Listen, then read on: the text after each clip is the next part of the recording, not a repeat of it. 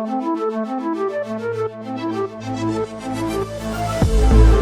yet I ask you, is not an alien force already among us?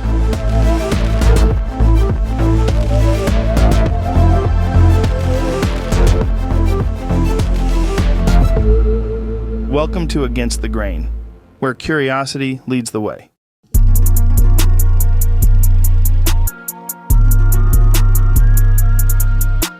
Dr. Iya Whiteley, such a pleasure. Thank you so much for joining me.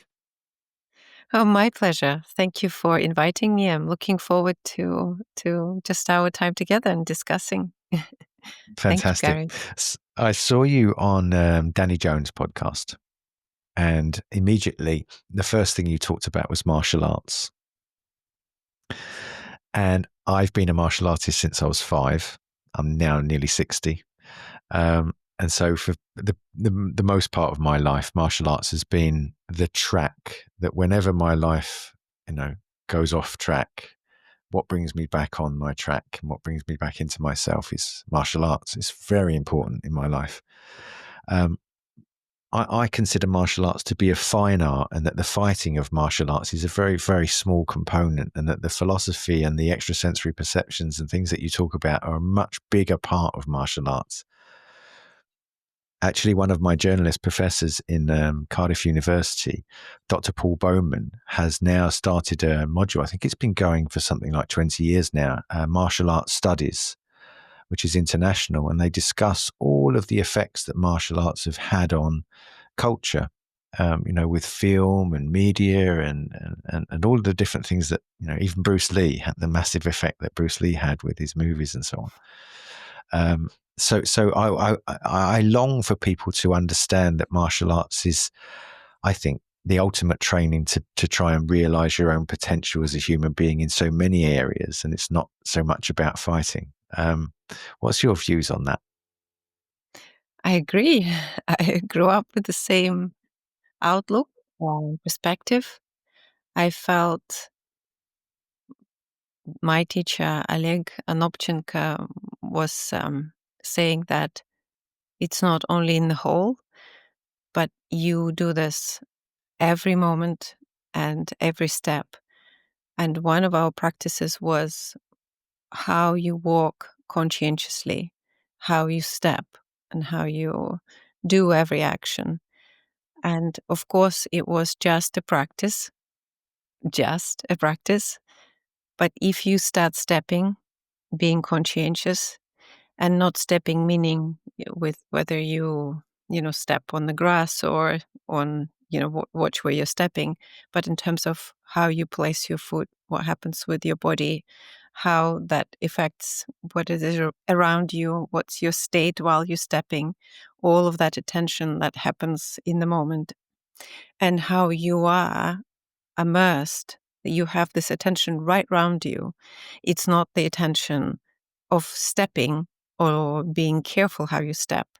It's complete presence. It's immersion in totality of what you're doing.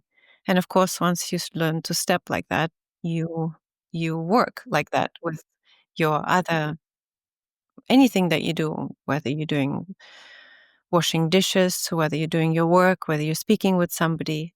So it became that presence or way of life, which is what the Tao is. Yeah. When I raised my children, that I always used to say this over and over again to them, that I wanted to teach them things which would then inform other activities. So you learn one thing and it spreads across. It's a bit like in martial arts, if you learn to use the staff and you learn to use a sword and you learn to use the knives, the movements are the same when you do empty hand. You don't have to relearn different sets of body movements because you want to react. If you have to think about what you're going to do next with the weapon, with the individual weapon, it's too late. You need to be able to respond. And so when you learn one thing, it should spread across all other activities. With the martial arts, I got interested in the geometry. There's a system called Bagua. I'm sure you're familiar with Bagua, the 8 trigrams, which is obviously laid out in 8 with the 64 hexagrams. And when they walk the circle, the Bhagwa practitioners, they have one foot, the inner foot, making a square. It goes straight, and the outer foot takes the form of a circle. It has an angle to it. So they're walking around with their focus on an imaginary axis, much like the imaginary axis that runs through our Earth. And they walk around making a square with their inner leg and a circle with their outer leg. And then you switch hands and come to face the other direction and move around. And then you switch your inner leg, being now your left leg, into the form of a square, and the outer leg's making a circle. In crop circles, one of the big things that we found hidden implicitly in the geometry of the crop circles is solutions to this age-old pattern of squaring the circle, which is said to unite heaven and earth. The square being the fourfold rational earth, everything works practically, physically with squares, and circles being something of the heavens, like the heavenly sky, moving around in a circle. Have you ever come across this? And if so, or if not, what would your thoughts be in terms of brain and cognitive development with having your physical body do those kinds of actions, simply having one leg moving in a square and one leg moving in a circle? Well, this is what is probably not similar, but it's quite popular at the moment to connect the left and the right brain. The exercises where, you hit there and you do the circle here, or when you trace, a square and then with the other hand, you do a circle, or you do different movements with different hands or feet and hands. And supposedly building this connection between left and right. And what is interesting in Eastern philosophy, koans, we might be familiar with that too, where Cones. Mm.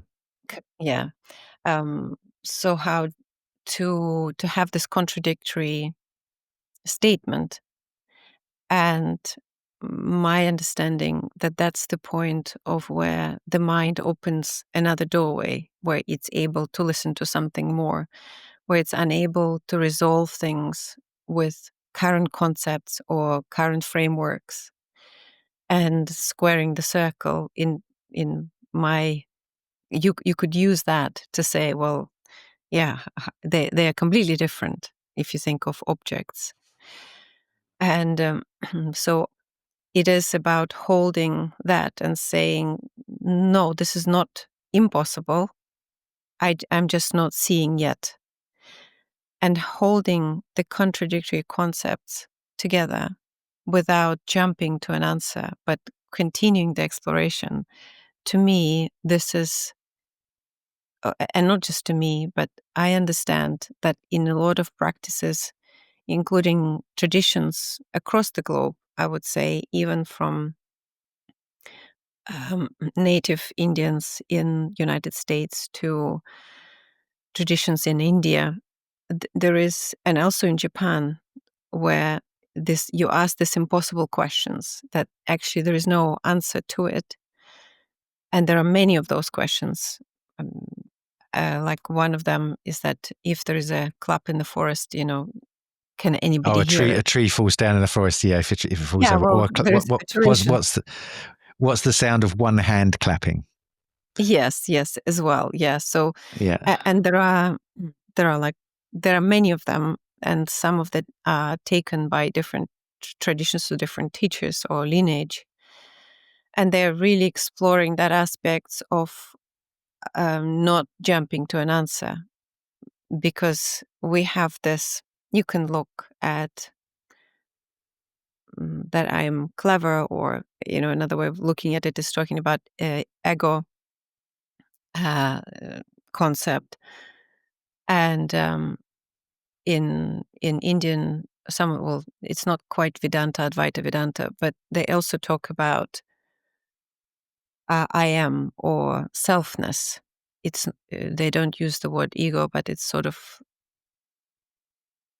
who I am in that regard, and exploring that, and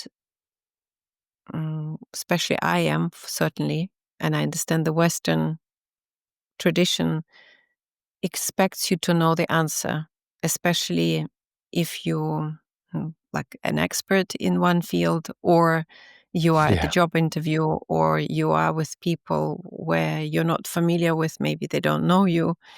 And there's this level of keeping that status, and that makes me uh, wanting to jump to an answer quicker than letting it rest.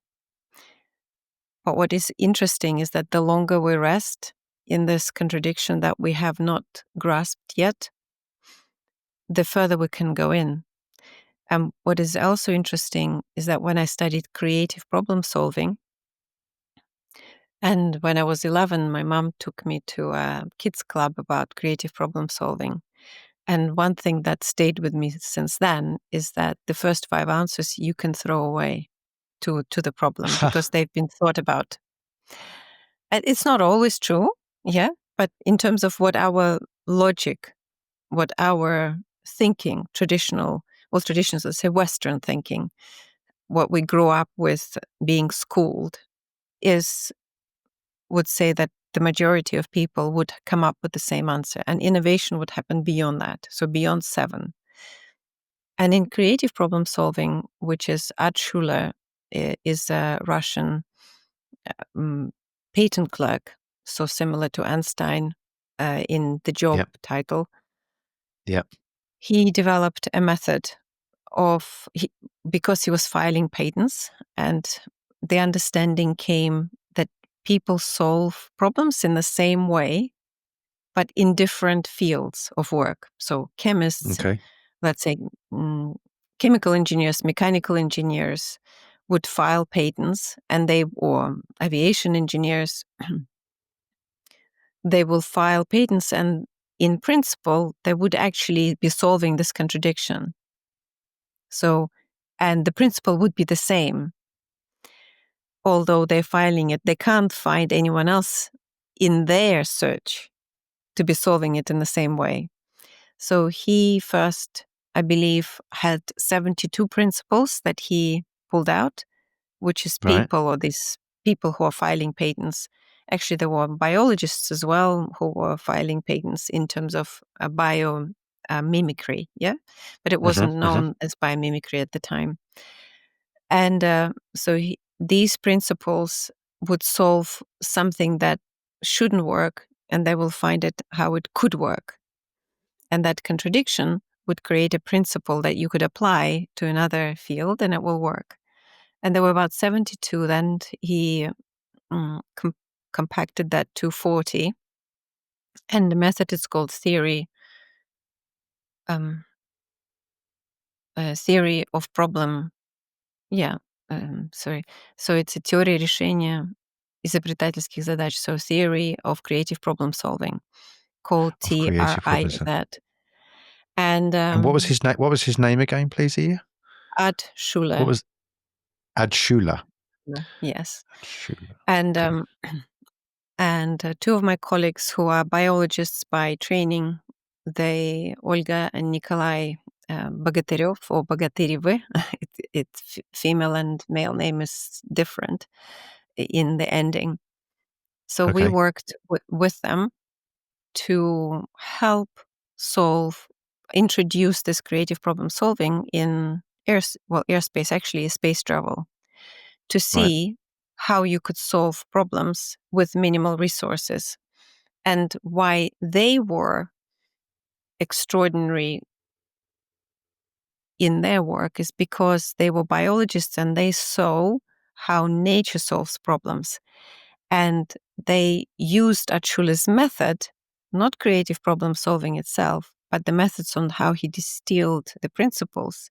They've done the same in everything they were able to in biology. And they have come up also with principles, but these principles solved problems differently. And from my recollection, that the nature solves it something like 75% differently. But what the major difference is that it doesn't ask for additional resources. It works with the resources at hand. It's not asking That's the resources. main difference. Yeah. So Because if you're it solving, doesn't. okay, just to make this clear. So if you're solving problem using method A, you can expand and say, okay, in order to solve this problem, I need to buy some more materials. I need to acquire some more materials. Yeah. But if you're solving it the way nature does, you just have to work. I'm thinking of that film with with Tom Hanks when the Apollo, and they poured all these Sure. equipment on Yeah, the table and said, that's right. we need to get this filter, this square to fit in this circle. How do we do it? And they all had to put their. I'm thinking of that as you're saying this. Yes, exactly. And we use that actually as example when I was teaching problem solving and also human factors and design engineering as creative problem solving as a university course. And the idea there is that you systematically think applying the principles, because the principles, they're not solving the problem. They are allowing you to think how you can hold contradictory principles and how they could work. So our mind actually not linear at all. Although there were theories when I was doing my PhD suggesting there is like a diagram, yes, no, and then you track like a tree diagram, sort of like Yeah, programming. like a But flow no, chart. we don't think like this. Yes, No. we don't think like that at all. And hence this, ever interesting concept of intuition, which was not allowed to be studied initially while I was, growing up as an academic. Yeah. And then we were starting to call it professional intuition. It was more acceptable to study. And because people are still doing it, you can't take it out, right, out of, ingenuity. And so that Who was are beautiful. I always makes me wonder, who are these people that say no, you can't do it if it's like that, but if you add the word professional, then okay, it's acceptable. Yeah, it's fine. Yes, well, it's again coming back to that Eastern philosophy and those traditions. When we remove that ego status or selflessness out of it, that it's my contribution, then suddenly it doesn't become important. And then you could say it and it's all open because nobody has to lower anyone in status or their ability. Yes. Yes. And often you do need to hold a line, almost like a defense or a line of knowledge. It doesn't have to be, like head to head, but you are debating or you're discussing and you are holding various, even in academia, various traditions, various sciences, and that's why it's interesting that some sciences have tackled that problem, but because we don't know that science, we are tackling it in our own subject. And that's why for a long time, universities are looking for cross-disciplinary collaboration, because that's when it Yeah. happens. Because although we don't know that science, let's say, but when we're starting to talk as two experts and saying, look, I'm struggling with this, and saying, well, actually, we've done that, I don't know, 10 years ago. And some people are not ready to hear that, but some people would say, oh, yeah, well, tell me, how do you think it's similar? And when people are open, when we open that barrier of saying like, well, it's not possible to solve. We know, I'm not a physicist, so to say it straight away, but we know that in physics, there are contradictory concepts being held together, that there is, one direction in physics that doesn't quite align. So they cannot be merged together easily Yeah. to hold both fields together because it doesn't compute. And Newtonian and Einsteinian physics don't go together. Quantum physics and which is Newtonian. interesting. Yes. It is interesting, yeah, because it's supposed to be how we explain the material universe, and yet these two theories which seem to work don't go together. And that's the key. As far as my exploration, I find that if we can hold those two, the most beautiful things will come forth. Because this is Eastern traditions, and they consider that enlightenment meaning realization, we could say it another way. And there are many types of descriptors and also states that people experience. they happen. And I am diving into that. I'm quite interested to see what happens or under what conditions those states have happened with people. And it is when they cannot resolve the concept in the way we're taught traditionally. And we have to, they said that you have to remove the ego or remove the mind. But in essence, you cannot. We are biological beings. We have this to survive here, and to work here and to do our Yep. daily life. But Yep. it's letting go and allowing for the possibilities to emerge. But as soon as we say it's not possible, yeah, we limit ourselves as soon as we say it's not possible. So in essence, what you're saying is the old traditions of embracing paradox and being humble and accepting humility and saying, I don't know, more often than we say, I know, even if we're a tenured professor who's supposed to be the top in the field, we should be hearing from him more. I don't know. I've got some ideas. Maybe we can explore this. And so we're talking about our ability, like the Vitruvian man, this symbol of the man between the square and the circle. As I say in the film I sent you, I made about why crop circles matter. It's about the balance Thank of you. I've balancing the yes. Did you enjoy it? Absolutely. I think it's a lot more questions, of course, come up, which is beautiful. Exactly. Yeah, that's it. I want to raise questions. But the balancing the tension between opposites, the symbol of the yin yang is if I exclusively say this side is right, it's never going to be right. And if I switch to the other side, even in politics we do this with this duality of left and right. And the more you talk to people, the more you realize that there's a sort of middle, not center politics, but there's a balance between the two views, which would be much better for us to function as human beings. And this whole East meeting West thing, you're from Russia, and so you're very familiar.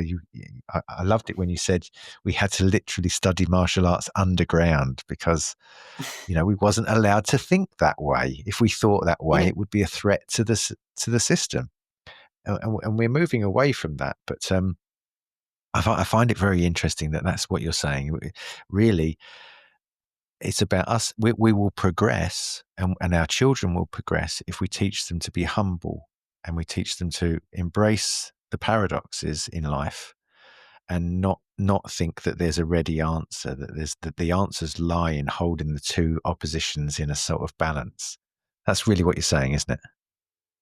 Yeah, well, it's just allowing it to be and being okay for the answer to rise when we are ready. So it's that saying in Eastern, in a lot of Eastern traditions, that the teacher comes when you're ready. When the And student, yeah. yeah, and really what it means is not necessarily in physical form or not in necessarily a wise person who is much more mature and, has walked the path, but it could come in very unusual ways. And sometimes, we also call it coincidences sometimes. Yeah. And we dismiss them then to say, it's a contradictory concept. How could it happen? And if we allow that to be, then something would come. And if we try to dismiss it or try to explain it away, we're not allowing for the possibility of how else could have it come up. And it doesn't mean we should never look for an answer. Our mind never stops. That you might have a question, you'll go for a walk, and something will come up because you've let it go, you let it be.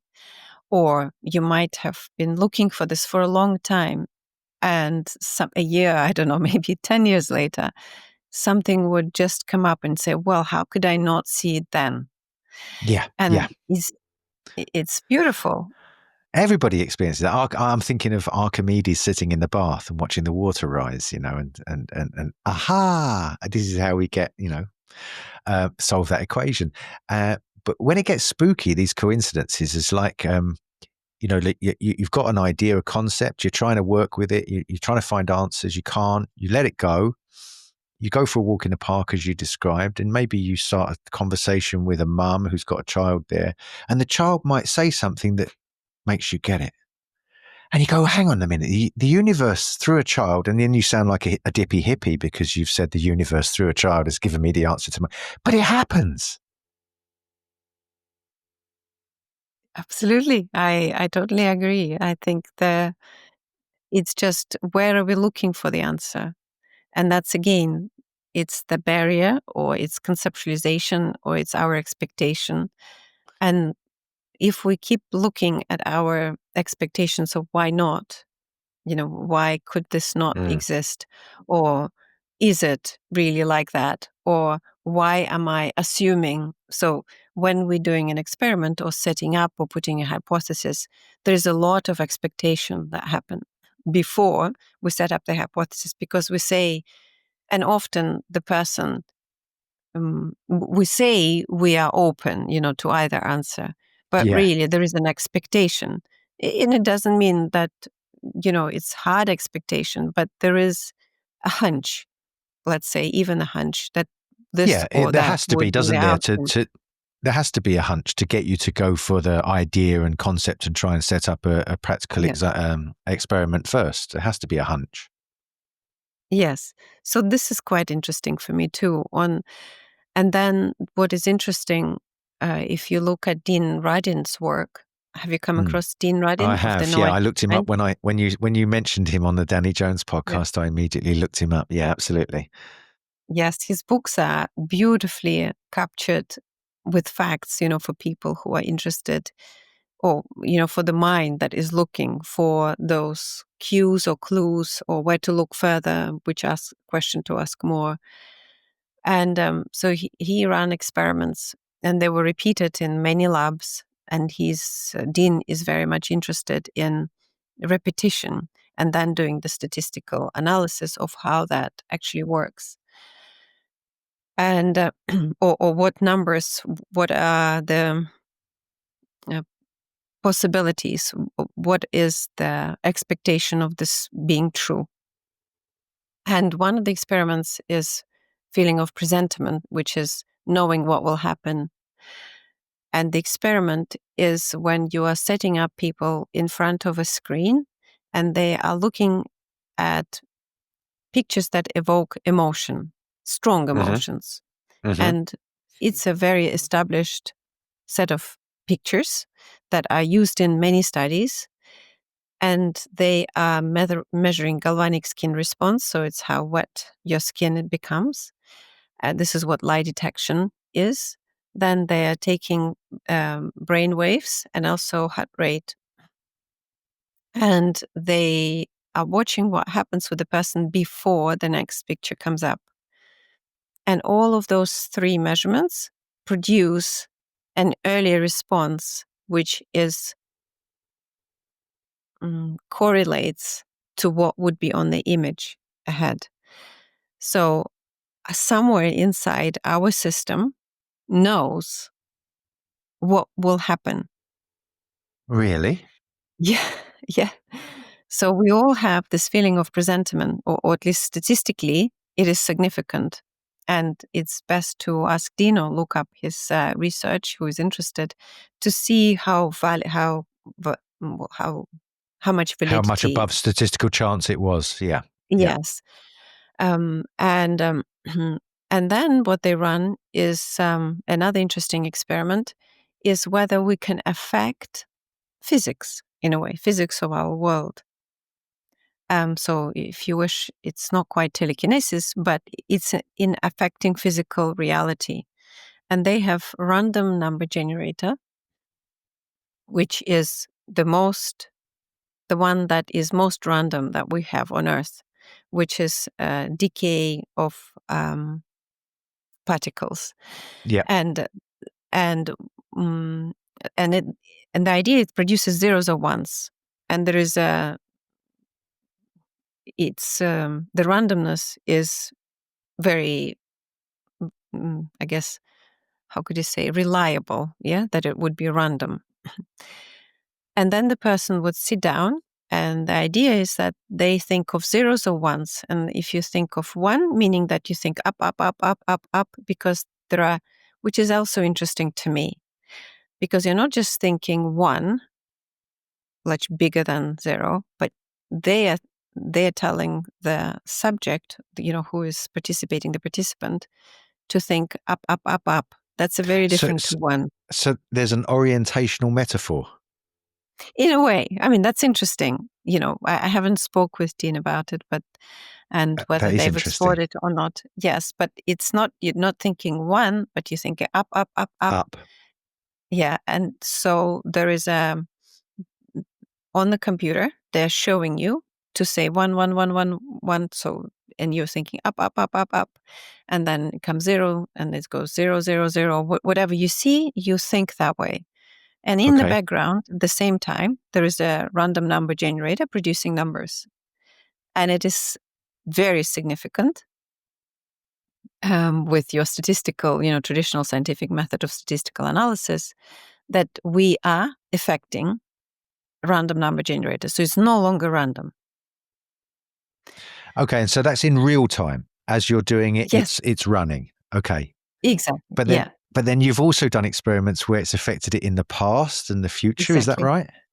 Correct. Can you explain that to me? Because my son rang me the other day and he told me about, he runs a coffee business from Bristol, and he's got a van that broke down. He had to buy a new van for one of his engineers, and he decided to get the old van and put it on a roundabout, a very prominent roundabout by Bristol, with the advertising of his company on. He thought, I'd be free marketing, I could park it there. And when he did it, he realized he'd had a dream 2 days before about doing this very thing. So he rang me, and then I'm explaining to him about affecting the past from the now, because the recollection of the dream, I think, was the other way around. And so please explain to me how somebody doing something in the now affects. I still can't quite get my head around it. So this is interesting. What we're doing right now, we're feeding the brain, right, with answering something scrumptious, something delicious, some like an urge for a coffee or a cake at the moment, right? But really, the question is much bigger, and in Eastern philosophies is this: who is asking the question? Who wants to know? And the simple answer would be me. But if we keep holding that, where do we arrive? And I'll leave it at that for a minute. Okay. So if we go back to this aspect of the next experiment that they're doing, thinking, well, how can we see if we can affect our physical environment somehow through the random number generator as our example, in the past or in the future.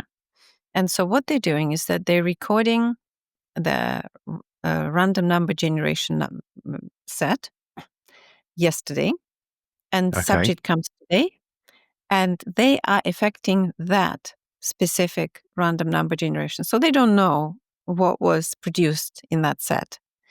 And so you come in and you sit down and you sit there, and they produce to you as zeros and ones, the experiment. And you are doing it. And you are, when they open and look at what was produced by a random number generator, you have affected it, that recording, and it matches our current timeline, what has happened yesterday in the recording of the random number generator. Hang on, I got it. I just don't get it. So you've recorded the random number generator yesterday. Somebody has taken a look at what it produced, and it produced. No, you don't. You don't. Nobody's looked at it. No. So how do you know it's been affected? You don't. You don't look at it until you run the experiment. Until you run the experiment. So it's like Schrödinger's box. Schrödinger's box, yeah. So how do you know it's been affected if nobody looked at what the results were? Yeah, you look at after the experiment, because you run the experiment. You run the experiment, but and then you compare the results. But the experiment's like, so one day we record the atomic random number generator. Yeah. Then the person comes in and does the zeros and ones and ups and downs, but the recording's already there. And then you examine what they did compared to what the results were the day before. Yeah. How do you know so there's no a difference? There's no difference. There's no. So in the first Okay. instances, no, but I meant no difference. The experiment is exactly the same. You're running random number generator either at the same time or at the separate Yeah. time. That's all. Okay. Everything Okay. else is the same in the experiment, Okay. right? So there's no I. difference. I'm running it right now, the random number generator. I'm not Yeah. using the random number generator to to inform the experiment. The experiment is already set up to say, so which is also, it's another component. So experimenter or whoever is setting up the experiment have created zeros and ones for the person to think about. It's not the person that's coming up Okay. with Okay. numbers. Okay. Yeah. Yeah. I get it. Right. So Yeah. in essence, and I hope I'm not making a mistake, to in terms of explaining the Because experiment. it's like trying to. I wanted to make it clear, because it's a bit like when Yeah. you watch one of those time travel movies, and you're trying to work out the paradox of how the past got affected by the now, and sometimes you try and explain this, and you go, "Hang on, my head's going in two different directions." So I wanted to try and make it really clear for the audience that this is Of what's course, happening. that's They're fine. doing this. Yeah. And Dean has recorded numerous lectures that you can see. It's called Presentiment, and or Presentiments. feeling presentiment. Yes, the feeling of expecting knowing what will happen or affecting the future. And a number of his books touch on those experiments as well. So Fantastic. I think I would suggest I'll put some links in the listeners are description below for interested Dean to Radin's actually work. go. Yeah, and Yeah. just direct it to his website. I think it's something like deanradin.com, and just listen a couple of his talks, which are numerous and they're available. Or maybe invite Dean Fantastic. and Yeah, ask. I'm gonna try. I'm gonna try, definitely. Yes. And so they run then the same experiment in the future, where we're sitting with you, me being the experimenter, you are the subject, and you are following a set that we have designed, and you are saying up, or down, down, and we keep that data and then Yeah. record at the specific time that we said we will, a specific set during same duration of time, and that matches with our experiment. That's incredible, isn't it? So in a sense, then we are affecting both. And what is interesting next is that how, what we do next afterwards, in terms of how is this useful, for one? Yeah. Yeah, what does it explain? That's to one you? question. That's one question. How is it useful? And also, you must be asking the question, how is this possible? Of course, yes, and yeah, I mean, there are many questions. I'm sure people will think of what they would like, to explore further, what kind of interests they have, and then the question inevitably comes up: what is time? How do we know time? Like your son had a dream about Yeah. that, and then does that. So it's all very mysterious in a sense, and also I think these impossible questions, like the work that you have done or you're possibly still doing with crop circles, Yeah. is that it sets you on a path of exploration, of It holding does. that question that we're unable to ask. It challenges our constructs, our beliefs, our values. It aligns us or brings in conversation with people, with theories. And I feel like as long as we keep pursuing and not settling, not too early, but keeping the curiosity going, mm, and our criticality could be useful, but often um, it's almost like a barrier to asking the next question. So the discussion is helpful, but um, I guess being dismissive of other people, even if they don't want to, for example, to hold a conversation further because they are adamant that this or that is the answer, is allowing for that to be, if it doesn't sit right with us or with the person we're discussing. Just seeing that, maybe we're not there yet. Maybe we have already passed that question, but why does it come up now again? Why am I at that juncture again? If I have, let's say, discovered the answer, Yes. why does this coincidence happen? Let's say that I Yes. am sitting here with this person discussing what I've already understood, or why am I put on this spot again? So all of this actually are helpful ways of self-investigation, which is, I think, very fruitful way to keep exploring things rather than putting other people at blame.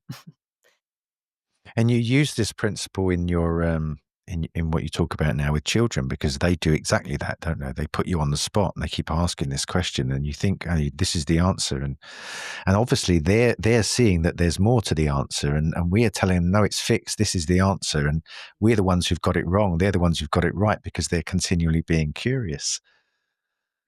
Yeah, well, I guess we're used to, and we might not perceive that this is what we're used to, and we don't challenge that any longer. But from their perspective, I don't think they know in terms of how we No. consider as adults or as academics or as Western society, but they hold, they embody, I would almost say, that could be anything. Yeah. And of course, Yeah. some of the things we dismiss completely because it doesn't work with established physics that we may be familiar with, or the expectation that you have to be there at certain time and no other time, and the feelings that we have. I mean, we never ever. I'm saying never ever, right? Which is very interesting. Know exactly what the person is going through. We have an assumption on so many levels of what the other person is feeling or what the circumstance is, but we are so different, even Yes. as twins, that Yes. we cannot possibly say even how the person sees, the colors as we look out the window or as we're looking at the screen. We have an assumption that I'm seeing what I, think the color of the shirt, or I don't know, the shade that I'm talking about. But in reality, we could be looking at exactly the same thing and not seeing the same thing. One of my sons has color blindness, where everything that's red to us is green to him, and it's red, and it's the other way around. And we used to talk about it and say, well, how does he? But it's always been like that for him. So he's just learned to identify, but then he's had to fit in with other people because they see the world differently. It's kind of Yes. interesting. The thing you talked about with curiosity, I remember it was something that was profound, because what started me on the journey with the crop circles, which opened me up to all of these questions and took me through a whole, because, you go through the process of trying to find answers and trying to fix it because it's a mystery. And then you realize that liberation comes when you realize that there's better to just not, just to admit you don't know, and that there's a mystery here, and that you start to investigate all of the different avenues and facets of the crop circles. And then you just open up into this vista of possible reasons for human existence and consciousness and so on. And I was a lawyer until 96, and I got very, very depressed, bad marriage, blah, blah, blah. And it was the curiosity that's sort of been with me for the last 28 years and still drives me, and then reconnected me with, the martial arts from my earlier years and everything, that really got rid of the depression. So it cured me at the same time as also diving me into these subjects, which I'm really fascinated about. I'm glad you are here today and have this Thank you. outlook to share, because it is a Thank you. difficult journey, very It difficult. really is a And difficult journey. Yeah, it is. mm, It is a difficult journey. I think I realize that more now. I mean, I went through it because I was, a bit fierce and a bit but yeah, you take a lot of flack for it. I still do. I still, obviously, as soon as you mention it, affects everything. As soon as you open up to somebody, potentially in a new relationship or something, and you say, I study crop circles, and you can see the look on their face, that micro expression of disgust or whatever. That's another thing you talk about is Dr. Paul Ekman's work with Lie to Me, the movie, the TV show where we pick up on these micro expressions. I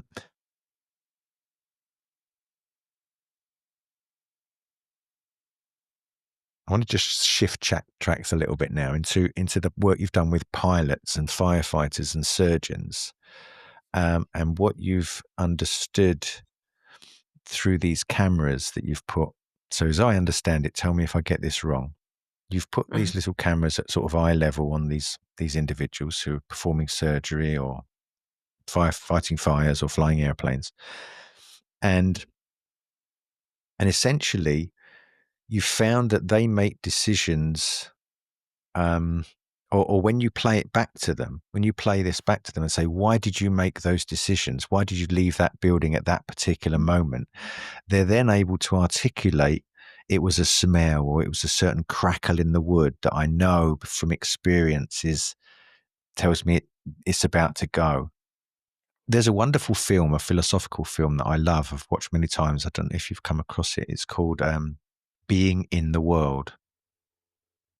No, It's by a it's on YouTube. You really, I really recommend you check this one out. It's by a philosopher called Hubert Dreyfus, who said that from a sort of Heidegger perspective of phenomenology, talks about how we make sense of the world by connecting with objects in the world. So he interviews a bunch of different people. One of them's a flamenco guitarist who connects with his guitar.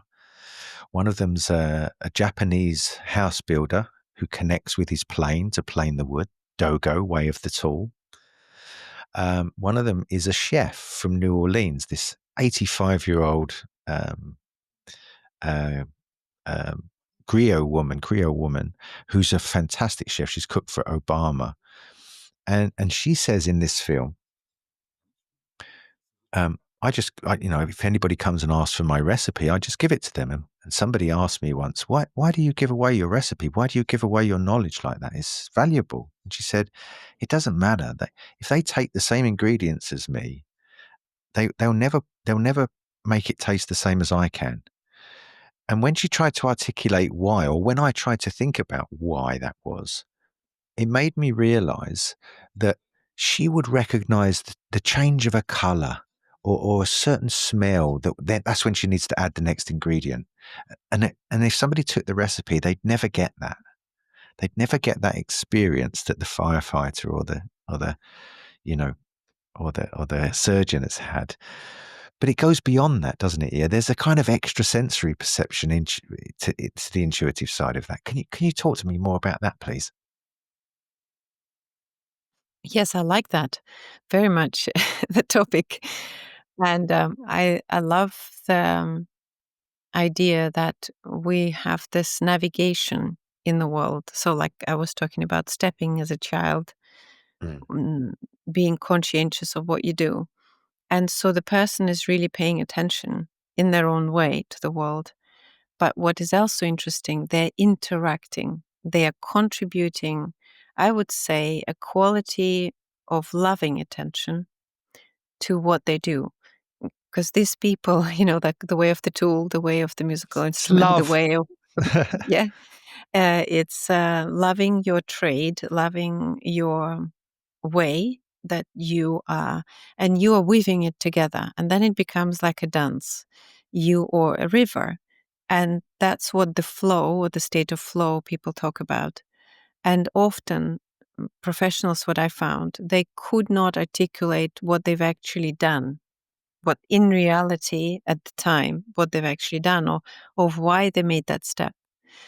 And what is not deceiving, but they're not trying to deceive or, not even keep the secret, which is interesting, is just in the moment, the best description or the way they can describe it is like this. They cannot tell you in another way, because our mind is a beautiful, complex, mechanism that I know that you have a background in martial art. I know you have got an interest. Now I know that you have a background in law.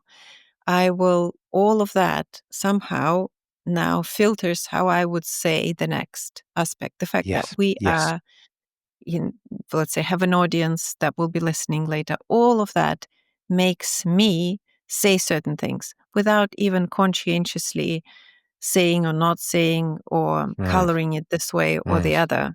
mm. So, and what was I interested? For me, it was a technical problem. I needed for the pilot to tell me what is happening in their mind, in their cognitive processing, so I could enhance now, at the time, coming out new displays.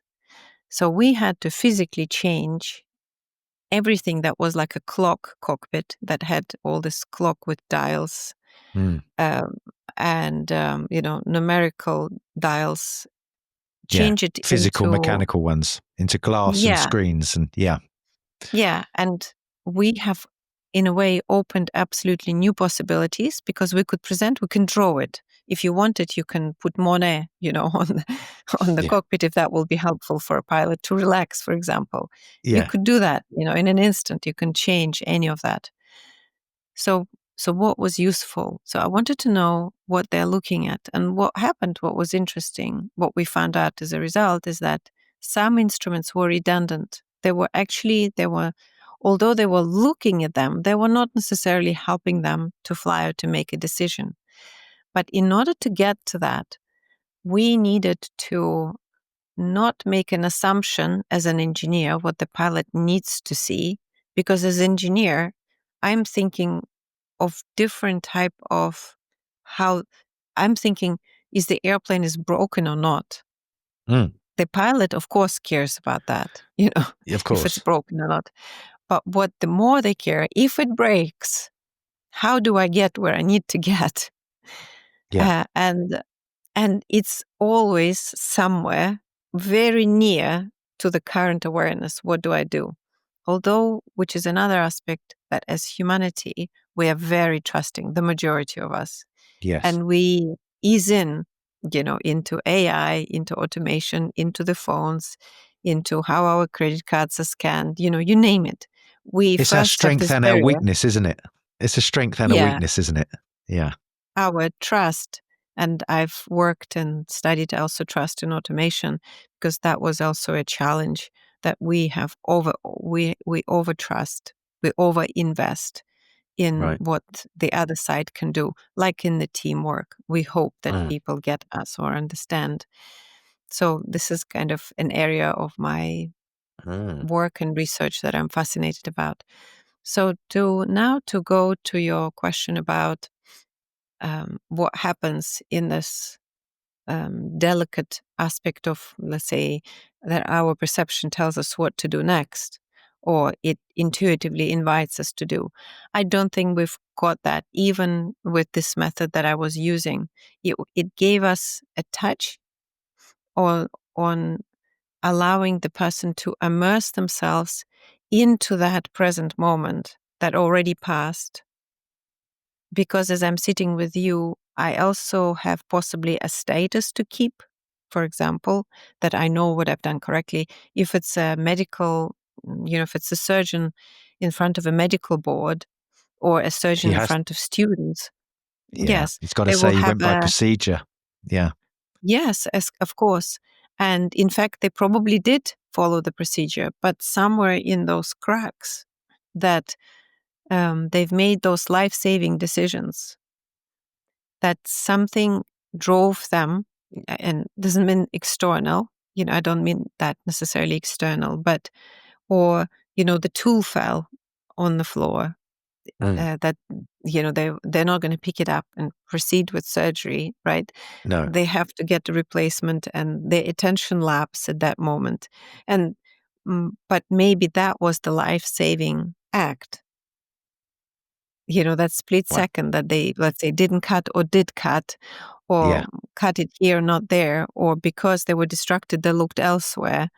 All of that coincidence builds, and you cannot build that into the decision making. No. That's. You I mean cannot that. build You know. that into a procedure. Yeah. And so some people give away. Let's say you said that, for example, this chef gave away freely the ingredients. But another aspect is that in our expertise, there are a lot of other things happen that we think we are doing it, but the people who are, I wouldn't say more humble, I would say more um, allowing the possibilities to emerge, and we can describe it as humbleness, or basically not taking all the credit for what they're doing. They are much more the field of knowledge, or the field of intuition, the field of their own ability to perceive opens up wider when we not necessarily uh, assign that it's all of our work. Like if we don't allow, almost like the other forces, the other people, the environment, the timing, we take that for granted. But even what we ate for breakfast will have affect our attention. Of course.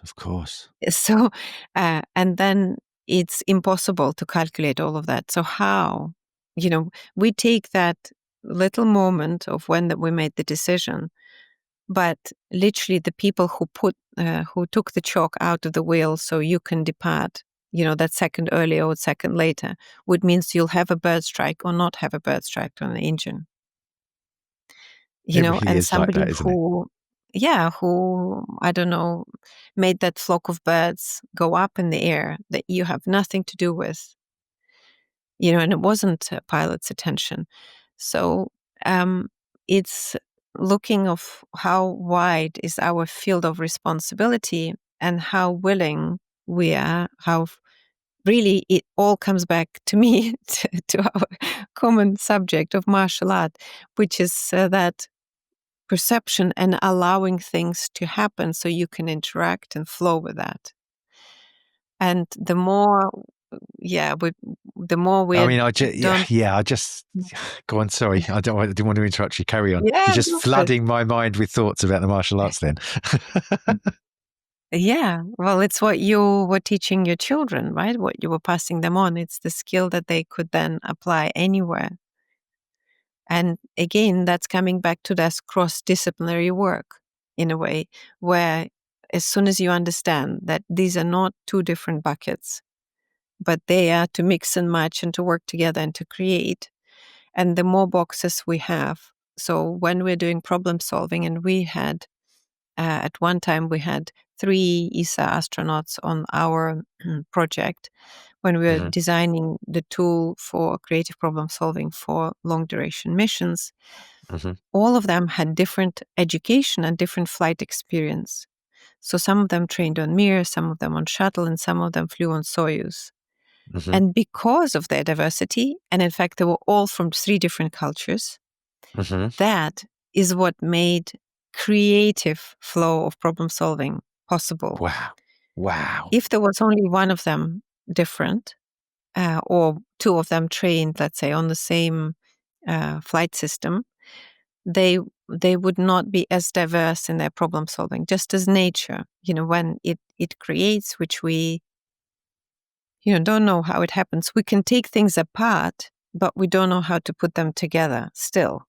And we have supposedly, very advanced technology, but really we don't know how to put things together. We can really either look very far or very deep in. But we, people do notice, let's say the match, let's say, I don't know, let's put it, how there's a lot of patterns that are matching. Yes. And we see Yes. that, and that's very pleasant for our mind or brain. Yes. But then we don't know what to do with that. Past that pleasantness, Yeah. it doesn't, it satisfies for a moment, Yeah. but it doesn't answer the question of who are we and how does this actually work together. And that question keeps persisting, and we're looking for an answer. It's an evolutionary answer that we're looking to understand and to explain. And that's what hopefully drives us, to better ourselves. And what I wanted to come back, unless you want to ask another question. No, please go. Carry on. Okay. Something that you said, that those 20 years in your life that took you from a moment that was very difficult and critical moment, and that curiosity drove you. And what is interesting, and I think I really want people to capture that, is that depression scale, in clinical scale, in psychology or psychiatry, is actually on the opposite side, or it measured how depressed you are is how curious you are. Curious you are. Yeah, I know. When you said that in the Danny Jones interview, it just because the slogan to my podcast, Against the Grain, where curiosity leads the way. And I came up with that when I first launched this 2 years ago. The podcast is 18 months ago, and then when you said that, I just thought, because Zizek Mihaly's work in flow, the psychologist Zizek Mihaly, he said that flow was the opposite of depression on his pie chart, which always worked for me. When I'm in the state of flow and I've got enough stress to stimulate me, and but I'm managing to handle that stress, like spinning plates, like on sticks, like at a circus. If I've got 7 of them and I'm managing to keep them all spinning, I feel rewarded. I feel challenged. I feel like I'm in the flow. But if you give me an extra 1 or 2 of those plates and they start falling, and I start getting too much stress, then the flow goes away and my mind starts to take over that I'm not good enough and I'm not going to make it, and that kind of stuff. That's different to curiosity. So when you said curiosity is the opposite of depression, it was like, I agree 100% from my own experience, but there's also this aspect of flow. And so I've recently created a system, because I believe martial arts, the concept of martial arts turns a lot of people away. And so for the last 18 months, I've been developing a system. I've spent quite a lot of time, actually. I'm not there yet, but I've been developing a system called Stick Flow. I've actually registered the name Stick Flow as a trademark. It's my phrase now. And I've created a hybrid of I learned fire twirling, the fire stick twirling that they do at festivals. I learned that many years ago, 20 odd years ago. And I've learned martial arts weapons, the range of weapons from the katana to the stick. And I've hybridized the two in a way that you just learn 3 or 4 basic moves to use your body, and then allow your natural flow to emerge, and you will start creating on your own. And so it's not like I've created a syllabus where you've got to be subscribed to me for the rest of your life for all the advanced lessons. I'm just going to teach you a few things, and you will inform yourself how to develop with it. And so that for me, and the reason I'd love to show it to you, Iya. Honestly, I've spent nightly, sometimes 5 or 6 hours. I didn't go to bed till 2 a.m. because the creativity that's been coming through me almost feels like I've been channeling it, for that woo-woo thing. But the ideas and the curiosity and the discoveries I've been making from all my years of martial arts, it's been clicking all these answers for me. It puts together curiosity and flow, because you become curious about the discoveries you're making and curious about all the other principles it connects to. Does that resonate with you? I'm hoping it does. Absolutely, yes.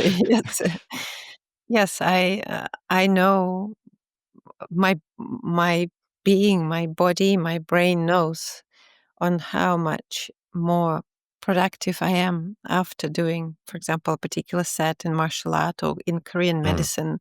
We also have a moving breathing meditation, and drawing. Now I'm more into breathwork, which actually has worked in all of the traditions from martial art. Take any martial art, you're breathing all the time.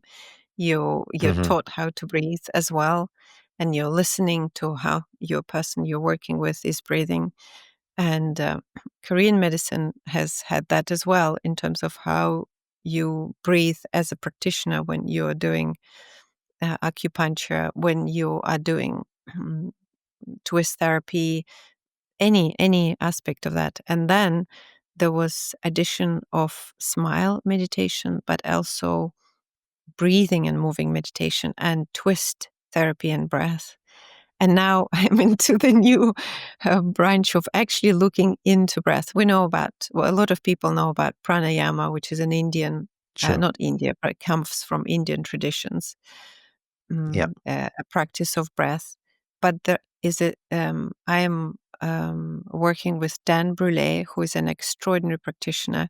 He's studying it for over 50 years, breath from various traditions.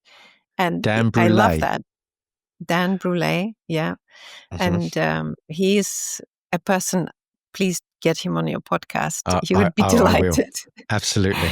Because he also studied martial art, but not in the way, I guess, more of a, comes from a military background. But he was a rescue scuba diver, not just rescue scuba, but a deep sea diver in the military. And, but also then went a paramedic and had quite a few extraordinary experiences about being on the edge of life. And that was connected with breath. And he is just, a person who is not attached to who he is, what the concept are. He's just there, with you and on the key, instantaneous. And he connects breath to everything, in which is true. Like, we cannot It really do is. this right now if we were not breathing. We weren't Or breathing. yes, exactly. And I can see that. And again, it again comes from martial art. If you start paying attention, you see how you can transfer this again, that cross-disciplinary expertise. And suddenly something new opens up in our understanding. And a lot of Korean medicine philosophy is explained, a lot of physiology, including breath, including step, on how the energies work, Mm, on how energies are connected or how to discern them. And mm. Dan, and not just Dan, but a lot of practitioners who work with breath, we have our own character in how we breathe, and hence our challenges that we face, and hence our health aspects, or something that happened to us and we start breathing differently, Yes. and bringing us in connection with that breath on how to make it flow freely. It connects with flow of what you're saying. So on the simplest way, it allows you to get into flow if that's what you're interested, but also it allows you to release and learn to relax. Many of us don't know, or don't know the levels. We think we are relaxed, but how deep can we go into relaxation? And it's almost like changes filters in our perception once we are able to breathe and to let go and perceive better. It's almost like all of our perceptors get a cleanse through breath. Yes. And you are then less anxious. If you get barriers in terms of even psychological, even mental, even physiology problems, they clear out. And I find that very deep work. And breath also allows you to hold the contradictory concepts. And that's How? what I'm Explain. coming. Explain how. Can you give me an example of how it does that Yeah, for the well, audience? look, inhale and exhale, it's contradictory. And you Okay, can't leave one without the other. this is And true. there is a transition, right? And there is a Yeah. transition, and depending, and this Indian it's very ancient practice of breath. So, and it allows our physiology to change chemistry in our physiology. Wim Hof, you Yeah. might aware, the I've Iceman. I've been doing cold plunge and stuff like that for a while now. Yeah. Yes, I mean, yes. his work is incredible. Incredible. Yeah. And so all of us are giving these gifts, through something that we discover, through the obstacles we overcome. We're able to share and allow us to each other to take kind of to open up perspective somewhere where we can't spend a lot of time, because time is our most precious resource in terms of what we can do and where we do devote ourselves. Yes. Yes. So when we're able to go into breath, then what is interesting, if we are doing, let's say, traditional in terms of psychology, modern psychology and clinical practice, we would be inquiring through questions. And there are many, many ways on how, like there are many types of clinical practice, therapeutic practice, and now there is more weaving of more, would say, native traditions coming in, and Yes. therapists are taking in more those practices as well. They're weaving that in, which is beautiful, I think, because that's where the connection, again, cross-disciplinary happens. And instead of being led by our mind, because as we talked with you just earlier, through investigation of what people say would be colored by who is in front of us and what we know about them, Yeah. or what our Yeah. agenda is, and what that therapist also has an agenda, helping, Yeah. let's say, or Of making sure course. we fit into an hour, I don't know, a particular schedule. But there are many things that we hold when we are meeting with the person. And the person sitting there also have only an hour, on that day, and they want to get an answer, or they want to move on, or they want to, and we relax that if we say, well, like in some clinical practices, you said that we're gonna meet for a year, so don't worry. In a sense, we tell the mind, Yeah. right? Don't worry, Yeah. Yeah. we will get through it in a certain time. And some people not willing to spend that time, in practice, and they want a quick fix. Sometimes it doesn't happen. But what is interesting is that we are only led but where the mind allows us to go. And we are chemical beings. Our physiology is what it is. Yeah. And all of these traditions from rhythmic dance is connected to breath. From drumming, it connects it to breath. From traditional ceremonies that, pipe smoking, peace pipe smoking ceremony, you name it. There are many, many practices like singing, even like when you're walking and singing, or doing something and singing, or weaving carpets and singing. It's in many traditions. There is that. And it uplifts the spirits, changes your outlook. And all of that is connected with breath. So once we start breathing, and let's say we have an intention, but we also don't have to have an intention before we're starting to breathe. And what happens in the end, whatever you're able to deal with comes up. But when I'm sitting with you and asking you questions, all of our agenda drives, what we can or can't say, or what we're able to resolve or not to resolve, where we're ready. The therapists are not always ready to deal with certain things that the client might bring, and they go to a therapy it's called a supervision, where you're making Yes. sure that you're Yes. not bringing your own stuff into practice. Yeah. So but this allows you to bring to the surface what is most precious in the moment, and in a sense, the quickest way that can get you there. But you need to be held in that space so it can arise. And of course, that also then need to um, be precious and allow for the person to open up to whatever rises, because it's not just the breath, but the person still have to then take that next leap, whatever has come up, and work with that. So you Work with that. can't Yeah. finish. Yes. And so that leads you to the next exploration, but it's not driven by external inquiry. It's driven by that internal natural space, what you're able to then resolve. And often it could be quite cathartic, or could be quite life-changing experience, not necessarily from the first session, but it allows you to also not, because the more we talk about something, the more our mind relaxes into it. Okay, it's safe to talk about this like this. And then we don't really talk about what happened, because our stories created that it's safe. to say. Yes. So a lot of narratives that are about the phenomena of or extrasensory or extraordinary experiences, we either don't talk about it, or we talk about it in a safe way, in a safe environment with safe people. And if we got hurt, we retreat. It almost like we can also, because of we feel we're not able to say it, we suppress it completely.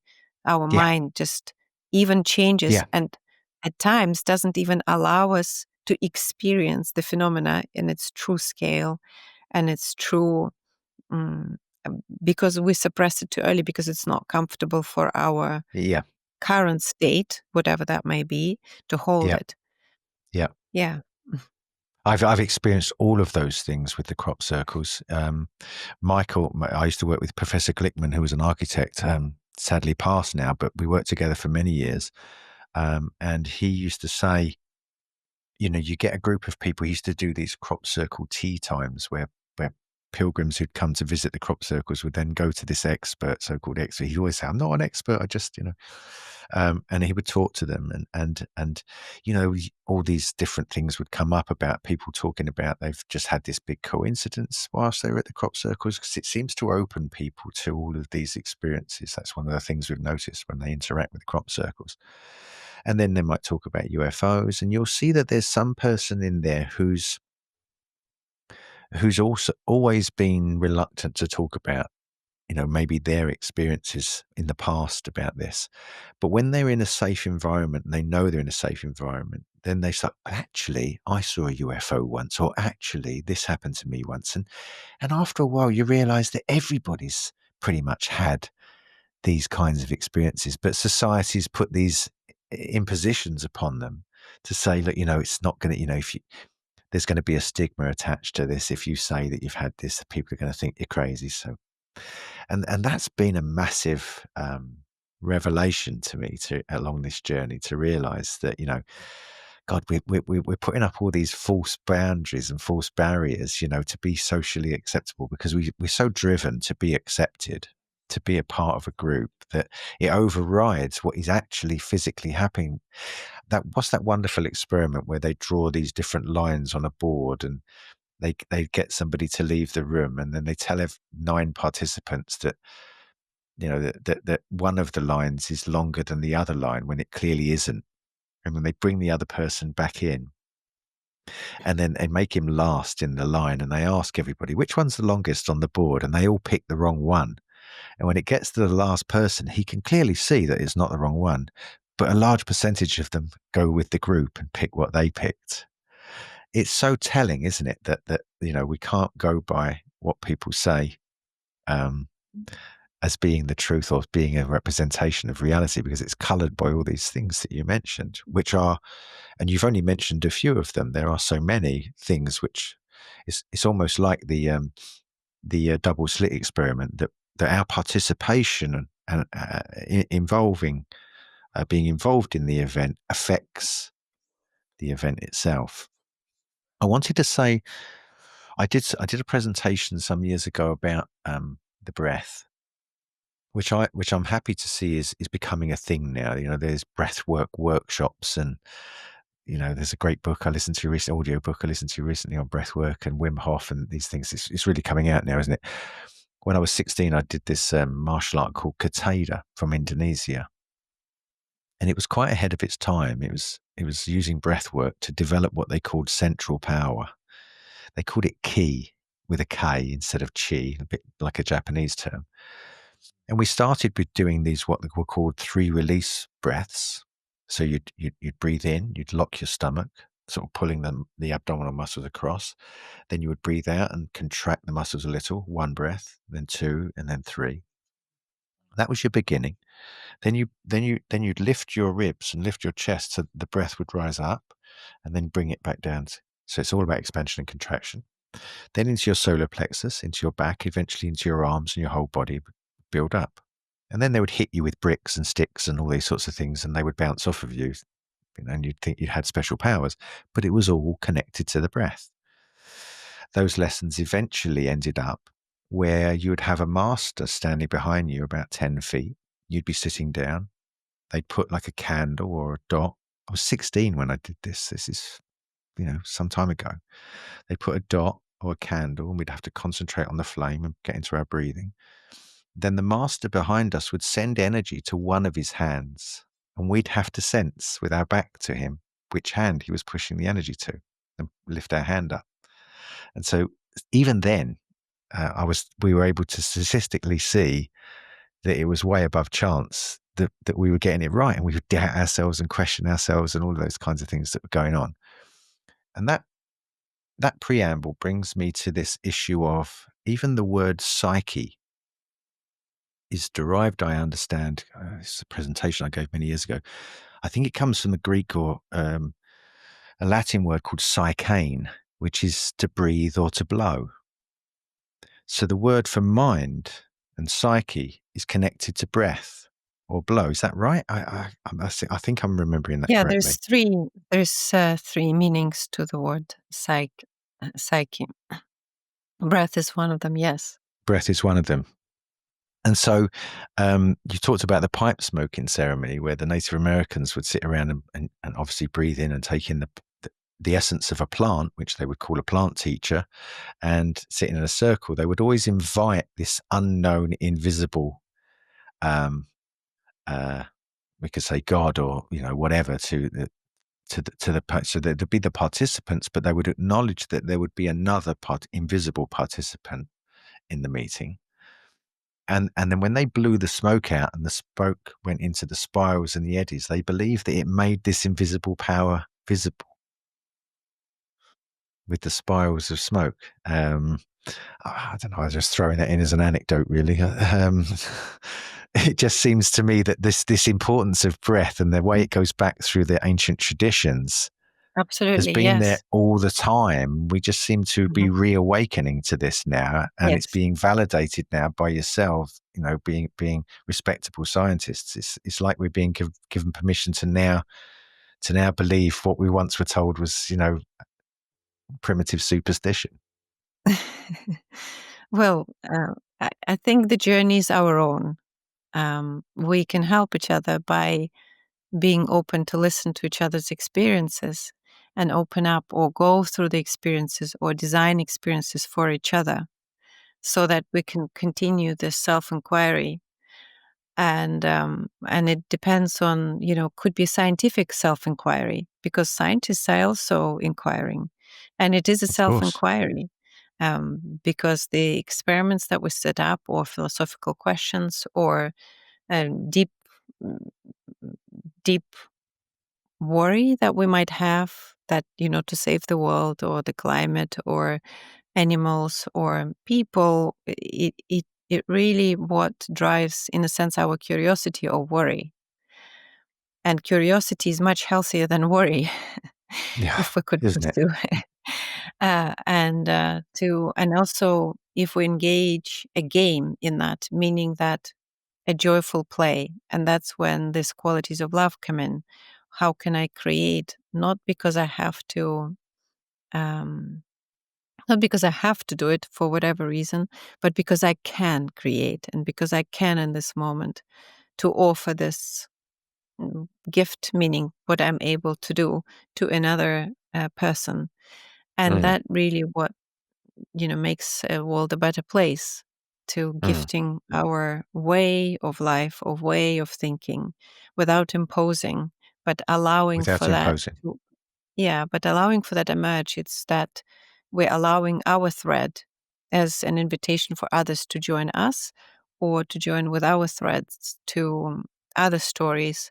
And that's in Australian Aboriginal traditions. They are weaving, they're story weavers. And they weave with the land, with what you were saying, with this invisible force. Yeah, And this exists across traditions. In a sense, it's allowing that contradictory concept to exist, although you can't see it.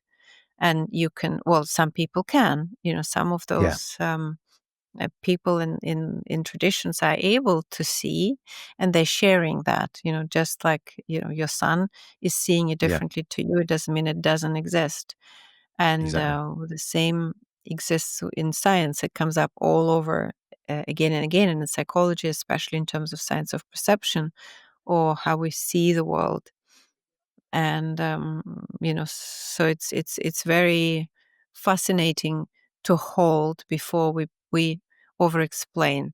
And one of the things that we work with parents and children who come up, well, not children, it's always parents, and allowing for parents to do the discovery, is allowing for that curiosity to remain and not explain to the child too early of what they are asking, but traveling that journey for ourselves as well and the child, Yeah.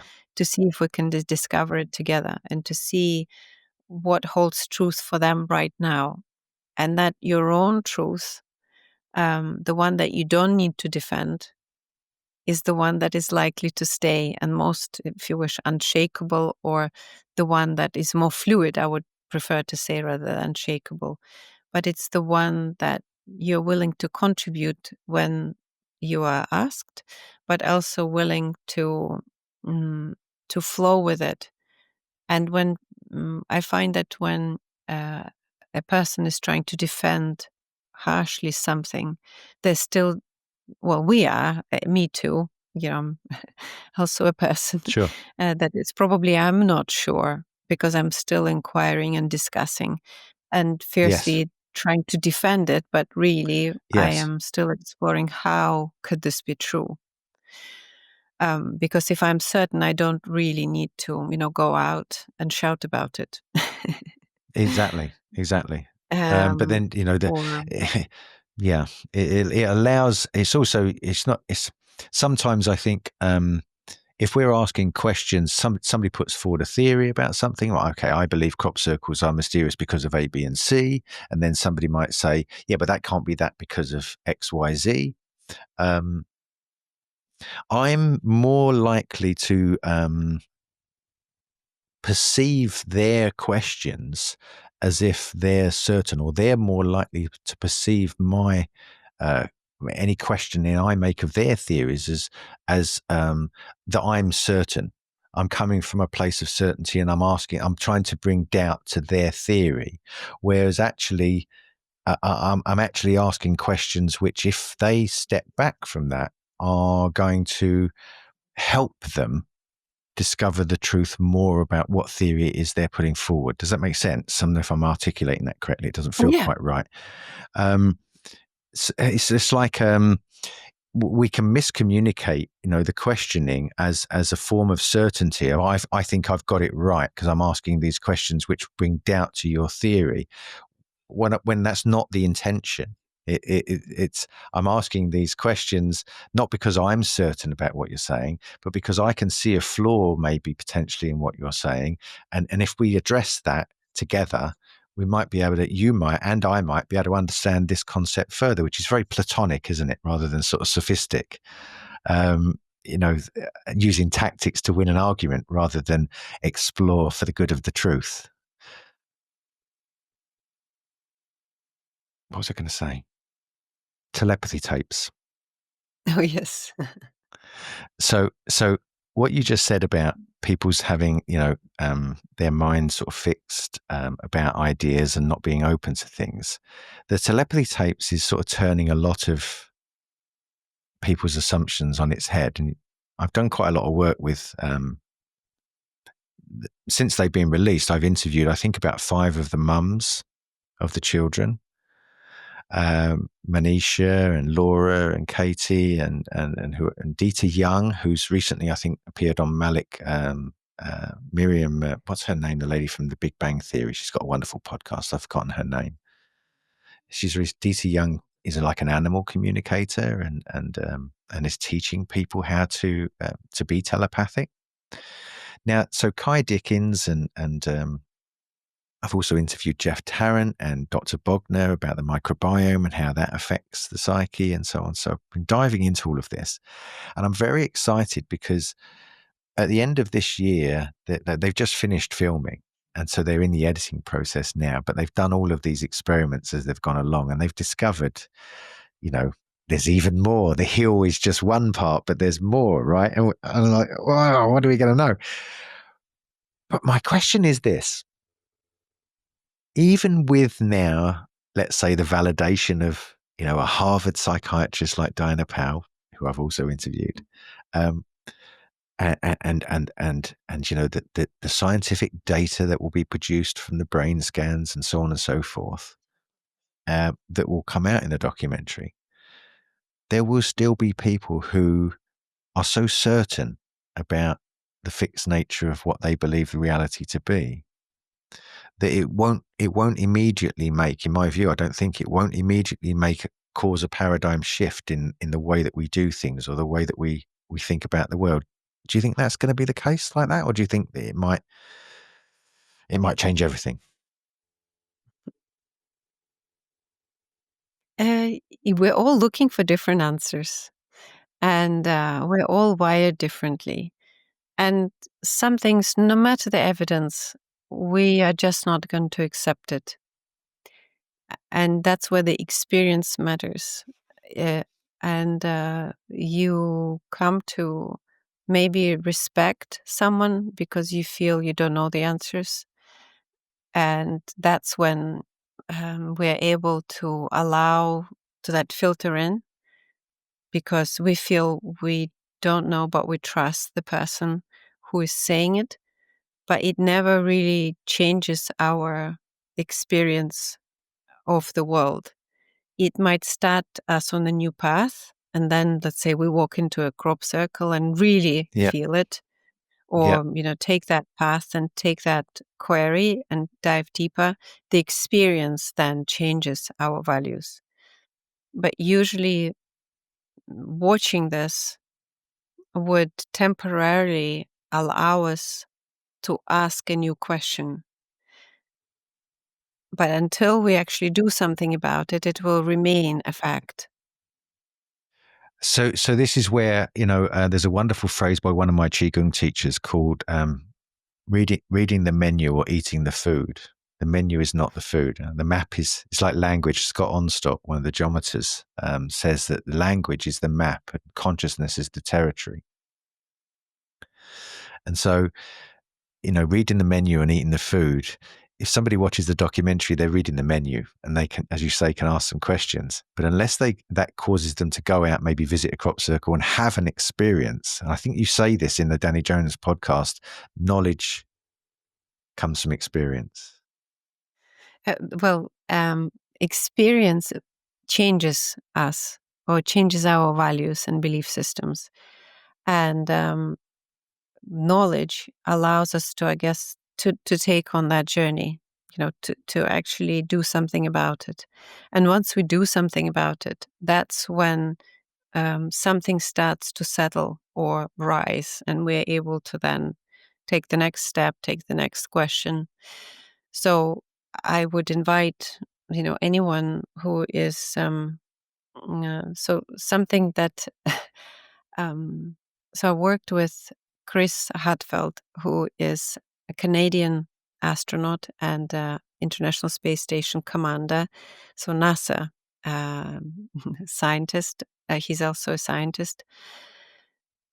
And someone come up to him and asked a question that, the Earth is flat.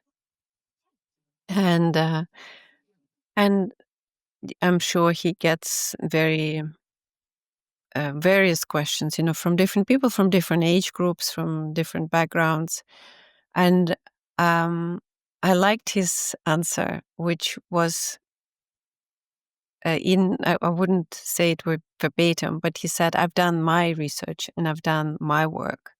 I invite you to do that. I am not here to prove you whether it's flat or round. And I think that's very gracious, to say the least, to invite the person to make their own journey, to have the map and walk the territory, or to have the menu and dare to try. Eat the food. Yeah. Exactly. We say the same thing in the crop circle arena, people come or I'll get asked questions because, as you said earlier, people think, oh, you're the expert, so you're going to have the answer. And they're disappointed if you continually say, I don't know. I used to do crop circle tours and have all sorts of groups. I've had such a variety of people over the years that I did the crop circle tours, and the questions I would get, it would be such an interesting era. It was so interesting to take people to crop circles, watch their reactions, see how different people reacted differently to the crop circles, the questions they would ask. But it was always this thing about the experience. It was always this thing that you're talking about, where the experience mattered more, and that I would eventually say, like, for example, somebody contacted me recently about, I worked for Jaime Maussan for a while as a journalist, the Mexican journalist. I used to do correspondent reports for his show, and I worked in Mexico for a couple of years and out of the studio and did all that. And he had these Nazca mummies that might be alien, that they dug up, and so they were doing scientific tests. And then I would get messages from people, friends on Facebook, and they'd say, "Is this real? What do you think about this?" And I'd say, "Well, I don't want to say what I think because I don't want it to affect what you're going to think. I don't want you to go with what I think. Go with what you think. Here's the evidence. Make it up for yourself." So I used to say exactly the same thing that you're saying. We need a lot more of that, don't we? But that's what I feel the phenomena does in many. I'm calling phenomena very, very broadly, but Of course. including our extrasensory perception, coincidences that we may just discount by chance, or and the more we pay attention to a particular area, but also in psychology we have terminology for that. When you are Yes. accepting kind of so psychology has a lot, a long way to move and progress, but also it allows us to be open and to re-examine. Science say one thing, it's good to eat that. The next day research comes up, it says no, it's not good to eat that. And Sure. so at some point we had to drink 2 liters of water a day, and Yeah. then it's not necessarily true. And so it's Let I babies sleep on their back. No. Let them sleep on their front. It's those. I remember that when one of my sons was being born, that was because there were cot deaths at the time, and everybody was yeah. frightened that you were going, and the advice was completely changing on people. And so that's what you're saying, isn't it? Yeah. So I think the journey is our own, but we are to motivate each other in a way, to challenge each other in a way, but in a gracious way, in a not gracious way. in a That's, to have an invitation to explore that. Some people are not interested in one types of extraordinary experiences. Some people just more interested in science and politics and economics. It doesn't matter. The more we dive, the more, if we stay curious, that inevitably allow those contradictory concepts be held, and it drives our mhm, journey in a way. yeah, And really, the more we can act in the moment in the most graciously as we can, and if we don't know what to do, just breathe. I and love that. That's beautiful. That's and the breath beautiful. work, Yeah, or any then calls it the breath mastery.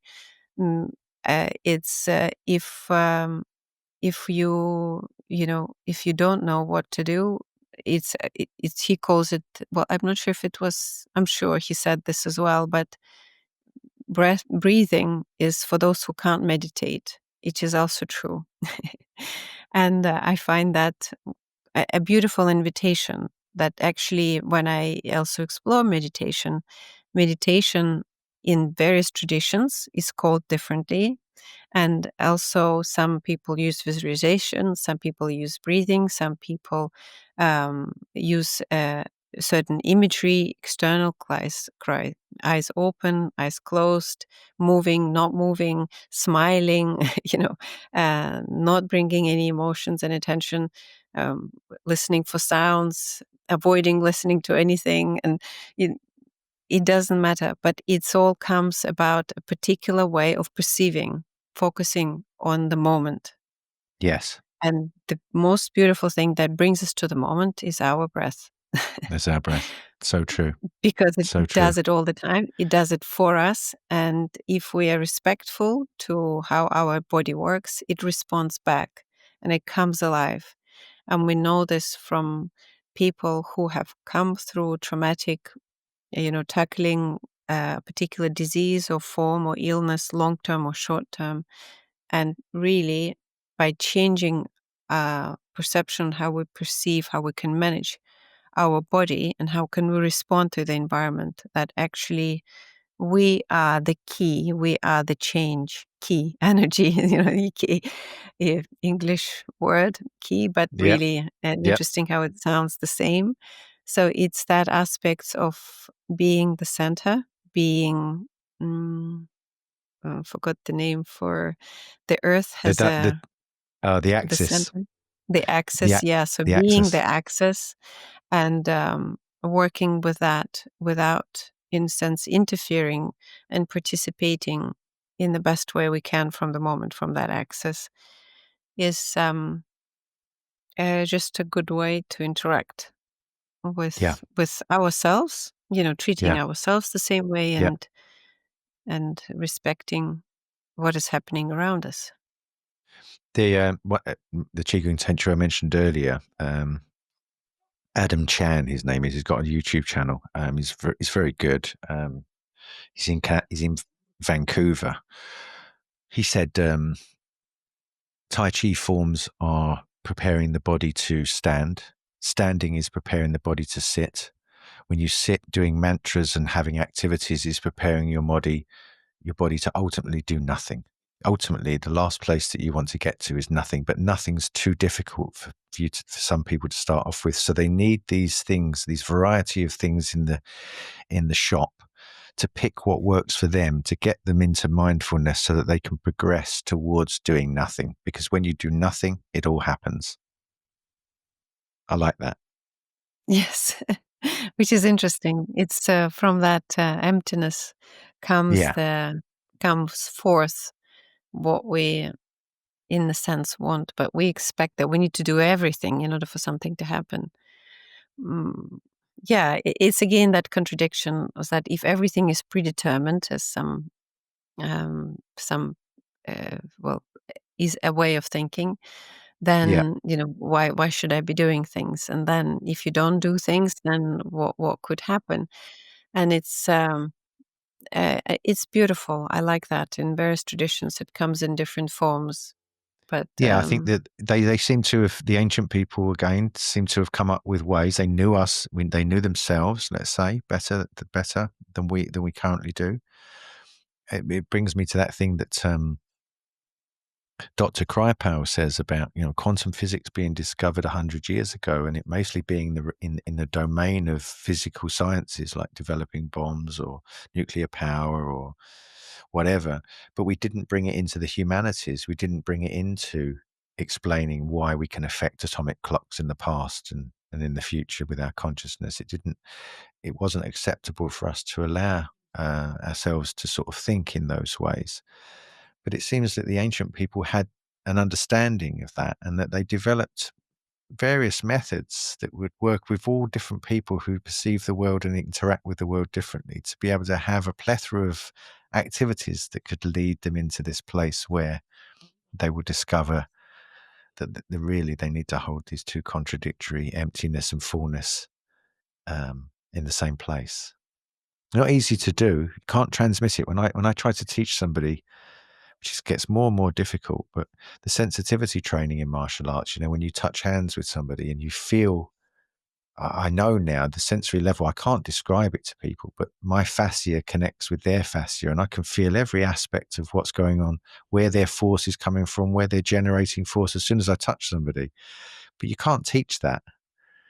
And I can't teach how that when their force comes back at me, that I'm able to use my mind to redirect it down my feet so that it dissipates their force. Like, when you try to show them, you hope that they can feel it, that they can experience it, so that their body somehow, if they get their mind out of their way, is going to get it. And that seems to be the best method to get them to pick it up. But it's like the stick I mentioned earlier. I was explaining to my friend last night that when you get into the state of flow with it, you can't tell in the end if the stick's moving you or you're moving the stick. There's this place in between you and the stick where there's a center of gravity which is constantly moving, that if you try to fix on it, if I try to think I'm making it move, then I'm too much in my body. If I think the stick's moving me, I'm too much out of my body. But there's this sweet spot somewhere where I can't tell somebody how to put their mind there, but if if they do it long enough, they'll get it themselves. And that's such a wonderful experience to experience in consciousness, that doubt, am I doing this or is this doing it to me? Have you ever had that kind of experience here? Yes, I mean, this is it. Who is doing it? That's the Who's doing it? question. Exactly. Yeah. And we can assign, that reward, or that, how could you say, that I've done it. But really, if you Yeah. think about it, there's so much contribution to that moment that we can't really say. Like in space exploration, who's done it? Who's done it? Is it the person who invented, how the rocket engine works? Is it the person is it, the family that's supporting the astronaut to allow him to do what he's going to do? Is the Hubble telescope works and continues to work because it was invented by, Hubble, or, no. It's thousands, hundreds of thousands of people who contribute to the moment for that to happen. It's their teachers who taught them in school. It's their grandparents who made the choice to their being born.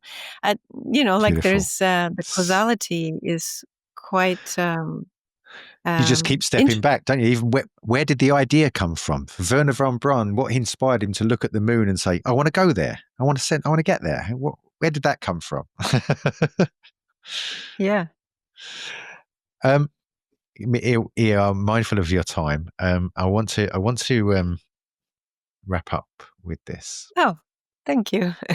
If possible. Yes. Now, obviously, as soon as I saw this, you bring this up on the Danny Jones podcast and start talking about geometry and Fibonacci sequences and golden ratios, and as soon as I started to discover all those things, which I knew nothing about when I first encountered the crop circles, and I met these incredibly amazing people, John Michel, John Martineau. Are you familiar with John Martineau? No. John what about Professor Keith Critchlow? Have you heard of him? Yes, of course. Yeah. Yes. Okay. So John Martineau, I'll briefly tell you the story. A lot of my audience know it. Some of them won't. John Martineau, he runs a publishing company called the Little Wooden Book Company. They make these excellent yes, little of wooden course. books. I know Littlewood. I have those. Yes. Okay. He owns that company. Okay. Now, he went to, he had a good education. He went to Eton. He went to Oxford. John Michel was his Greek tutor, and John loved the paranormal, And so when he was a student, he went and camped around the crop circles and began to study them. And he realized, this is in the 80s now, in the early 80s, when the crop circles were quite simple. They were just, circles and loops and rings and so on. And there were three circles, like in a triangle, and he noticed that they were perfectly tangential to each other. It sparked his curiosity, how are they so perfectly geometric? There's an implicit. You okay? Yeah, I'm just looking at that Littlewood book. I think I've got it on my shelf. Probably you got the all of them. coincidence. Yeah. I've got Yes. some. He's publishing a lot more now. There's more and more coming out. I Okay. can't keep up. And so then one of the most famous crop circles, which I think you probably saw in my film, the quintuplet, this 5 circles with the mother circle in the middle that's bigger than the 4 daughter circles. He discovered that they squared the circle and that they had 5-fold and 8-fold geometry implicitly hidden within them. And it's the hidden stuff, the invisible stuff that you couldn't see, that really turned me on to like curiosity with this. It's like what we don't see being revealed. I loved it. Anyway, he realized that the proportions and the ratios were whole numbers. just the same as we would tune a guitar or tune a musical scale with whole number ratios, the length of a string and so on. And so he wrote a computer program and took the ratios of the planets, the proportions of the planets in relationship to each other, and their mean orbits, the distances of their mean orbits in relationship to each other. So it's the relationships, not so much the individuals, and found that they all work to whole number ratios. So he went to the Prince of Wales Institute for Islamic Arts under Professor Keith Critchlow and did a master's degree and wrote his thesis called The Book of Coincidence, of which the small book of coincidence that's in the little wooden books is a very small part, and published this thesis which showed all of these ratios and proportions between the planets conform to all of this Euclidean geometry and its whole number ratios as a musical scale, and that you can view all of our planets in our solar system in this harmony of the spheres, the re-emergence of the harmony of the spheres way. So that, I was fortunate to have a teacher when I got involved in the crop circles who pointed me and he said, this is what you need to get into. And he held up the original book, The Harmony of the Spheres, that John wrote. And that led me down the rabbit hole. And so Fibonacci sequences, we're born with 5 teeth, which fall out and are replaced by 8 teeth. So we have 13 teeth, 5, 8, and 13, and it goes on and on and on. And so we're made up of all these numbers. Why? Even Venus, as you know, goes around us in 8 Earth years and 13 Venus years if we take an Earth as the center of it. So it's massively beating out these same numbers, Venus, around us in the sky. And the chances of all of that stack up to nothing more than coincidence, right? So then, you come along in my journey and you've discovered that if you show these pictures to children, it affects the way their brains develop and that they become better at pattern recognition and problem solving, right? Talk to me about your work with that, please, Iya, and also the development of a universal language that you're working on. Because I did a linguistics degree at Cardiff, so I'm interested in. Oh, wow. Yes. So that's another conversation that I'd love to have with the linguist. I'm very much interested.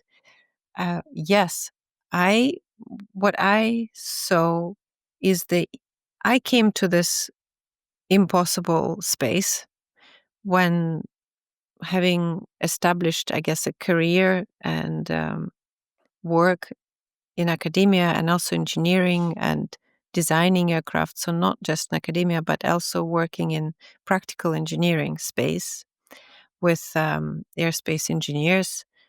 And when I held a baby in my hand, and all of my chemistry, which changes, of course, in a woman, I was surprised to find out that there wasn't much that we know about how to develop a newborn baby.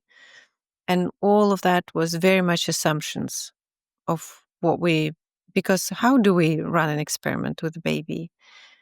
Because if we put, let's say, galvanic skin response, or only now, just as our babies were born, the UCL, University College London, has developed a technology of using infrared light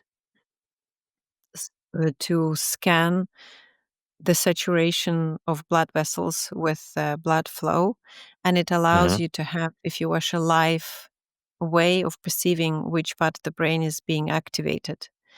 And just now they're developing further with that technology, and now they don't have to use a baby skull, which is very thin. That's why they were using infrared to penetrate. And Okay. but now they can. The technology is where it doesn't matter the thickness of our skull, but the concept was then like that. So how do you study that neonatal development? And much we don't know about the baby inside a pregnant woman. So I wanted to understand what to do. What can I offer? Is love and connection and just being present and feeding and catering in a way for needs is all that is required. And I felt there was so much looking at me through those eyes that I'm sure I couldn't understand. And anything that I could possibly practice, I have studied various means of perception, including, with martial art, a lot of work, but I've also studied other methods of how you could know or anticipate of what the other person is thinking or what they're trying to communicate. But there was so much depth that I thought, it can't be that they know nothing. And I'm sure a lot of mothers, fathers, grandparents go through that too. But we have no venue, in a way, to go to explore that other than trust our gut, that there's something more to it. And I start looking, well, what do we know? How can we develop the baby more?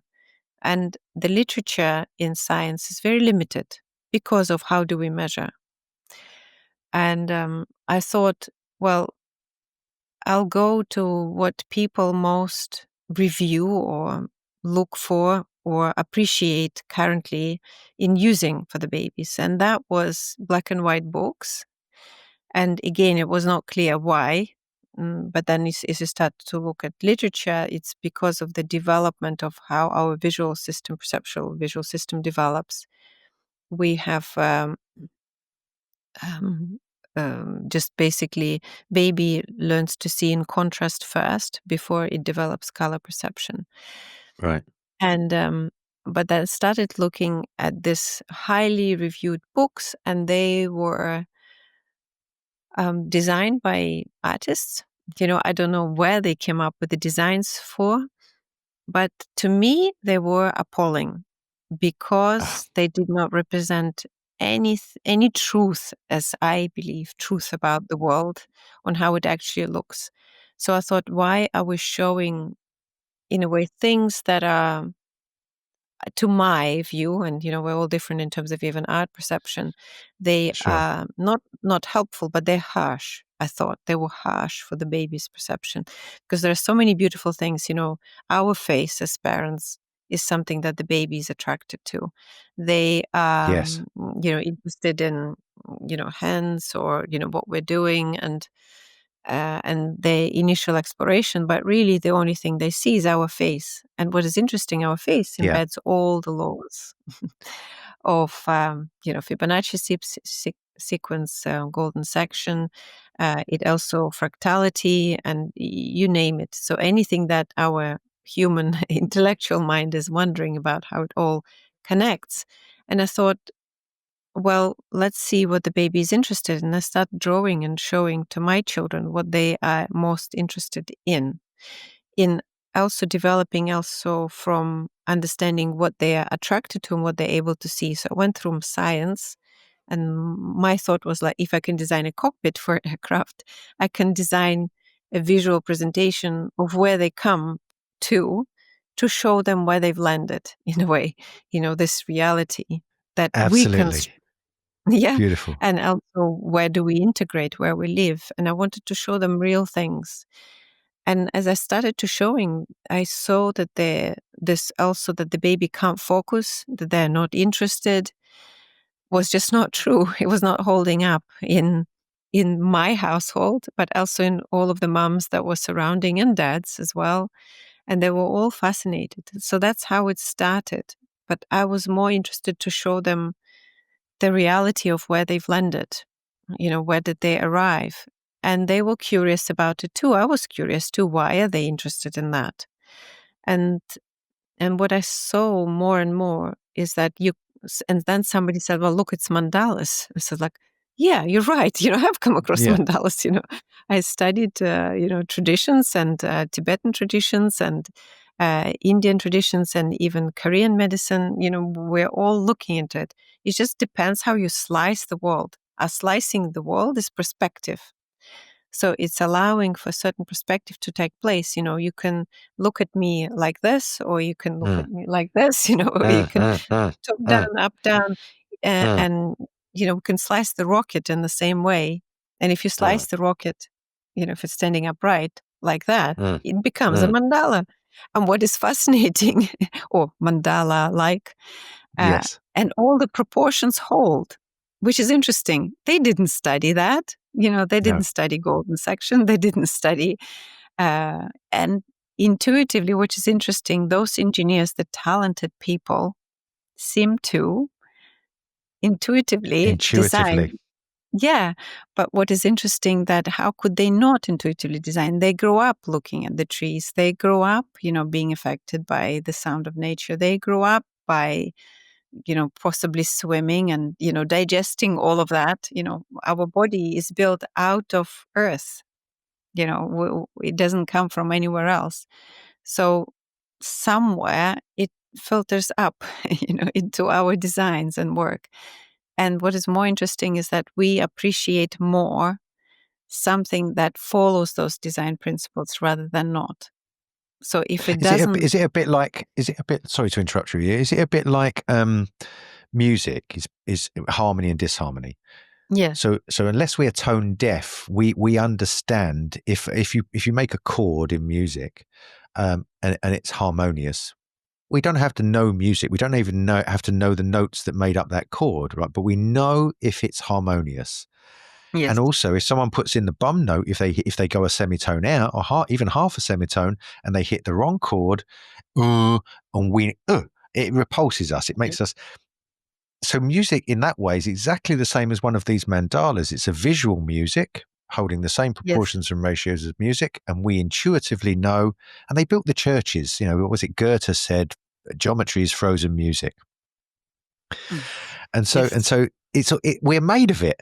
We're made of it. So it yeah, makes sense, doesn't it? As you say, that yeah, we're intuitively looking at it around the world as we go around us, and we're made of it.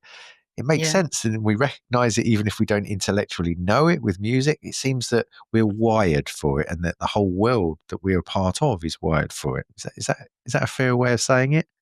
Absolutely. And you see, I'm also just contributing to all of this knowledge. I'm not the first, Yeah, to say that.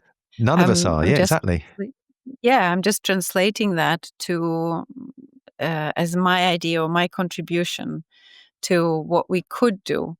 And here we're allowing the children to experience these patterns without going to university, to art school, to learn about this proportions and become giving them more examples of what the harmony looks like in a sense. Yeah, yeah, And there is also fascinating research by I think it's Boston University, where they've looked at surgeons who visit art more art exhibits. They have more um, uh, positive outcomes in patients or in surgery. really. And yeah. So it's and I think you could be meditating, you could be drawing, you could be dancing, you could be looking at the stars. I don't know. You might be cooking, and that what will bring you into harmony or into calm. And then from that space, like from doing action to getting to the place of stillness where your perception changes, so you can take or you can open up to new type of perception. So my view was, if we give them more possibilities to look at while they are actually curious, and more interestingly that there's the window of brain development and neural connection being built is very narrow. And then after a certain period, after 2 years, we rely on to neuroplasticity. And if we build these connections early, it's almost like little paths in the forest that if we don't walk those paths, they overgrow. Or in Yeah, the UK, very much know those passages where you drive. If they're not cut, they eventually, cars can't pass. And this is the same idea, is so allowing for those journeys to have been done, so we can then later on decide to take that journey or not. And the child, the courses that I run with very well, sometimes people come even when they're pregnant. So mm, because when you get the baby, maybe you get too busy, but it's you kind of blend the course, so where you can take in the ideas or the concepts, and then you can apply them because your questions arise when the baby has come, because then you dive into that experience which changes you rather than theory that you absorb. And so then that allows for the child, which comes again into science that we have slowly accepted, aspect of we are better problem solving when we can make the connections, unusual connections, so see the patterns. So this is where, that's why this leap is made, but they haven't enough in the babies that come through this method or through these books, because the books are very successfully sold online without much marketing. So I don't know how those babies are developing, but certainly the feedback is positive from the people that come through the course, where we dive a bit more deeper to diving why it is important. And really the course is about opening the communication between the child and the baby, and Fantastic. allowing the parents to actually discover themselves through their baby and build that communication. So it's not, as you know, as a linguist, that Well, communication is semiotics was my main thing when I was at university. It wasn't so much in this field, but it's semiotics of how we make meaning from things was my fascination at the time. well, that's also interesting, right? On how we make meaning. And but we all know, let's put it that way, and the percentage fluctuates, that we understand in addition to the words spoken of what is happening in conversation. So here it is the same. So parents are surprised how much their baby is communicating to them that they wouldn't have seen if they have not went through this method. They find extraordinary having their other babies, and they wish they would have done this, met this method or the opportunity to go through the course and experience it. And it's almost like builds the foundation for future mutual capacity to appreciate each other's way of communicating that is non-linguistic. And then the language becomes, another way of communicating. And people are discovering it's not quite telepathy tapes, but it's looking at another clues. And we understand when the baby is communicating something way before it becomes a problem, such as a cry. And so, and I'm very grateful for, parents who come. And of course, they're asking after, this short course, which I asked them to come before 6 months, or the baby's 6 months old. They ask, well, what's next? Because, They want more. they want to know. Yeah. So another course was born through that, and which is diving again through understanding what teaches, what our children become invite us to a journey. You could tell that you could call them teachers, but they invite for that curiosity to rise in us as we were children, and start to question those barriers and concepts that we've created, which is, you could call it a spiritual journey, but it is a journey of exploration together, and kind of let parents ease into it rather than think, well, I found as myself and, parents that I spoke with, is just like, what do I do? What parenting, am I doing it right? So we discuss that aspect, and learning to trust, that this is okay for my baby and for my family.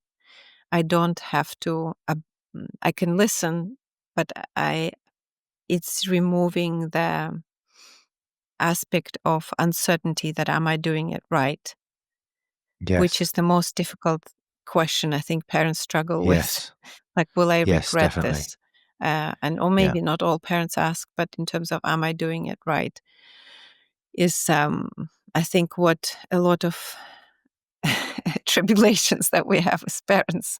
Massive amount. Massive. Yeah. And there's so many rules, So, aren't there? And there's so many advices about this is how you should be a parent, and that anxiety comes up when you realize that your intuition, how you feel you should act in the moment, is going to go against these so-called rules or procedures that you're supposed to do. You very kindly sent me some advanced chapters. Is this a book that you're the creator within us?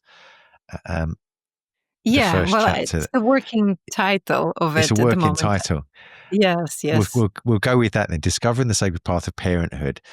And I've been reading through it, and it's fantastic because, as you say, you're not saying that the child is wiser or smarter or knows all this stuff, but it's about how you approach this learning process as if you've got stuff to learn by the way that you're interacting, so that there's a dual process going on. I mean, I've always thought that with the martial arts, that the act of teaching, you learn how much you don't know, and therefore it makes you ask questions, and so you start discovering more because you know, or they'll ask you questions, and rather be, oh God, I feel bad because I'm not the expert I thought I was, I can't answer that question. You go, this is fantastic, you've just opened up a line which I never thought about, and we can explore this whole new realm. You know, that's really what this is about, right? Yes, yes. And It's really, it's beautiful. about remembering. It's remembering of Remembering. how it was for us. Yes. A lot of it we have just, as we grow up, accepted as a norm, but it's not. If you go across the No. globe, it's not a Yeah. norm. So, No. and our children allow us to look at that, to reevaluate our box, that we've created for ourselves. Yes. So, yeah, thank you Okay. for reading it. Well, I haven't read it all yet. I got to chapter 5. I think I started scanning that before. That's It's okay. fantastic. I hope you publish it. Yeah, Thank you. it's going to make. I said to you that my granddaughter's is my son's daughter, and his partner Jessica. She runs these workshops now since she's become a mum. I don't really know. Obviously, I've never been invited, being a man, because it's for mums.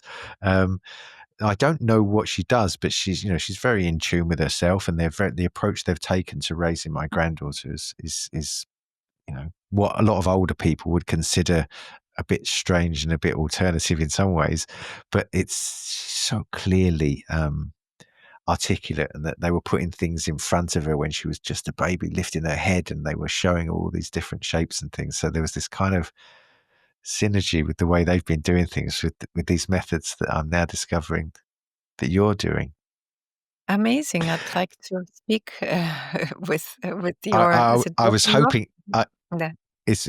They're not married, so I Okay. suppose I could say it's my son's partner. Yeah, But as the mother of your I would love grandchild. I actually contacted them before this and said, like, if you've got time, because she runs a successful, she runs a business which businesses consult her how to go green, how to clean up their pollution, and sort of be good for the planet. So she's got a very successful business doing that. So she's quite busy. But I messaged them before you were about to do this with me today and said that I'd love, if we can set something up, because I think she'd have some fantastic questions for you that I'd never think of Okay. with regards to Yeah. this. So if we could do that, that would Amazing. be wonderful.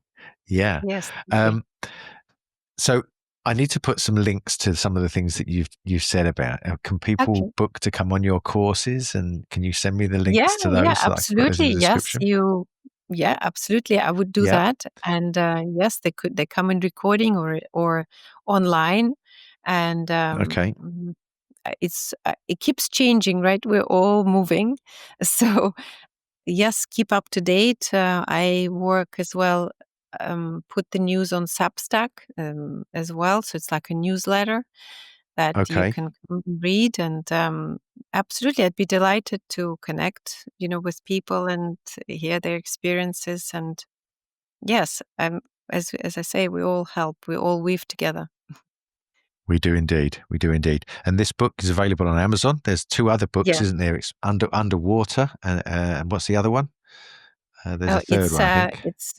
Yes, it's the one about dental health. So I published this with my friend who is a Hmm. dentist, but also an aesthetic dentist. So looking at aesthetics of how we look, and Yeah. more about the balance and keeping our teeth or the smile just as until we're 100. Because if we find mummies, right, or When our archaeology excavates, we find that teeth, everything else decay, but teeth remain. So the teeth Yeah. are actually crystals that are there to, to help us, to sustain throughout our life. And so this book is not only about visual representation for the baby and building the communication between an adult and the child, but it also allows parents and grandparents to dive into this health aspects of health, how to keep our dental health, which is actually all of our body, because everything, if we can't chew, right, or if we've got bacteria in our mouth, it all talks about that and how to preserve that. And so it gives them like a right boost or the start. And Natalia Orlova, she lives in Ireland, and she also does courses for dental health, or how to keep your smile until you're 100. Fantastic. So Fantastic. yeah, yes, it's a beautiful collaboration. I think I really like people to know about her work, because Yeah. it really gives us our our mouth carries a lot of health for our entire system. As she So tells I me every dated I dated a hygienist, and she obviously was very, very adamant that so much of our health depends on our teeth and their hygiene and bacteria. So absolutely, I got a yes, lot of information from her. Yeah, absolutely. Uh, yeah. I wanted to finish, if I can, on what sort of sums all of what we've been talking about up. Many years ago, my teacher that I mentioned to you, who took me to the crop circles, said that one of the big things we need to rediscover is innocent perception, is to look at the world again through the eyes of a child. And I agree with that. And one of the things that the telepathy tapes has brought up is, and you've mentioned it several times during our conversation, is love. The telepathy is more increased when they've got a loving bond. That's why it's more prominent with the mum or the carer and the child. And he used to say this. There's a book actually called Love Without End by Glenda Green. Sort of seems like a hokey book when you look at it, but when you read it, it's actually quite very interesting concepts. But I like the phrase "love without end" because that sort of puts infinity into a different perspective rather than being a volume. It's a quality, not a quantity. And so this whole aspect that you've been talking about, the connection between the mother and the child, and this geometry in nature and so on, really it could all really come down to this one word, couldn't it? Love. Yes, it's beautifully said, and really, this is what the book is about: these qualities of love. I'm exploring from different aspects. It's just how can we? It's an exploration. If you're talking about space exploration, it's about the exploration of qualities of love and ourselves and how it's all woven together. I love it. I love it. Because I love it. I love it, and it brings. I showed just before we came on here. So many things keep coming up. There was a. So when I worked in Mexico, we did this TV show once on the astronaut. There was a female astronaut who came back from the space station who collapsed a couple of times on stage. I think it was about 11 years ago. Um, and you think, oh well, she's just been in space, right? So probably going to not feel completely great when she gets back to Earth. It's obviously going to be a bit disorientating. But you talk about the overview effect and these different layers of love. When you just said that, it made me think of what happens to astronauts. Because my teacher said this to me 25 years ago. He said, Gary, astronauts are coming back from space and they're saying that NASA or whatever are saying to them, we'd like to talk to you about how you felt, what happened when you're up there. And they're saying, to be crude, this is what he said to me. He said, the astronauts are saying, I'm going off to be a Buddhist.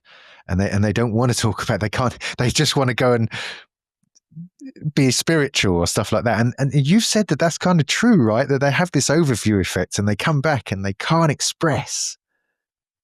But it seems to come down to this love thing that they can't express. Is that right?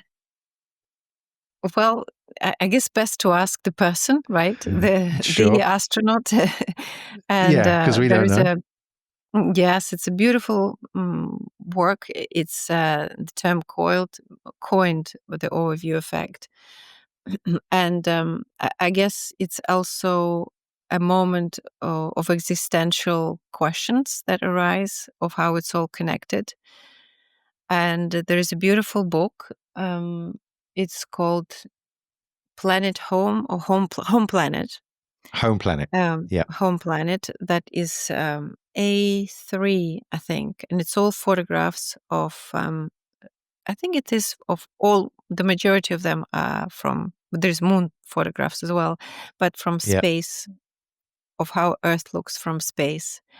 And there are just very short phrases on every page, and they beautifully capture beyond words, really, although it isn't words, of what the person can transmit in words. And they're from all cultures. So from cosmonauts, astronauts, taikonauts, from every culture that has made it into book. Yes. And they allow you to feel how much is not said. That's what this beautiful book is. And some of the phrases are when one of the astronauts is looking at the experiments, they're looking under the microscope, and then they look out into the view of what comes, and they are almost like looking through the window. They're seeing Wow. exactly the same what they see in the microscope. And Wow. in the sense, how do you communicate that? What could you communicate to the person who has not seen that? And it's about that aspect of perception. Is that what could you say beyond that if you have not experienced that? I think what is beautiful is that what the person does as a result. So, and yes, okay, you might go to meditate, or you might start looking for answers. Become a Buddhist or Yeah. And it touches people in a certain way. And I think you could say it's love, you could say it's curiosity. And does it matter? No, As long as it the doesn't, does it? person takes on the journey and become a conduit, or become an ambassador of that experience, and allow people to take on their journey, to inspire people to take on the journey. Thank you. Thank you, Iya. So Thank beautiful. you. What a Thank beautiful you. conversation. Oh, I'm so glad you enjoyed it. I've really enjoyed talking to you. I knew I would. I've been watching your podcast since I saw you, and I thought, oh God, I really want to have a conversation with this lady. You just seem to, your qualifications and the things that you've done. They bring an authenticity to what is on the border between science and woo woo, as people call it.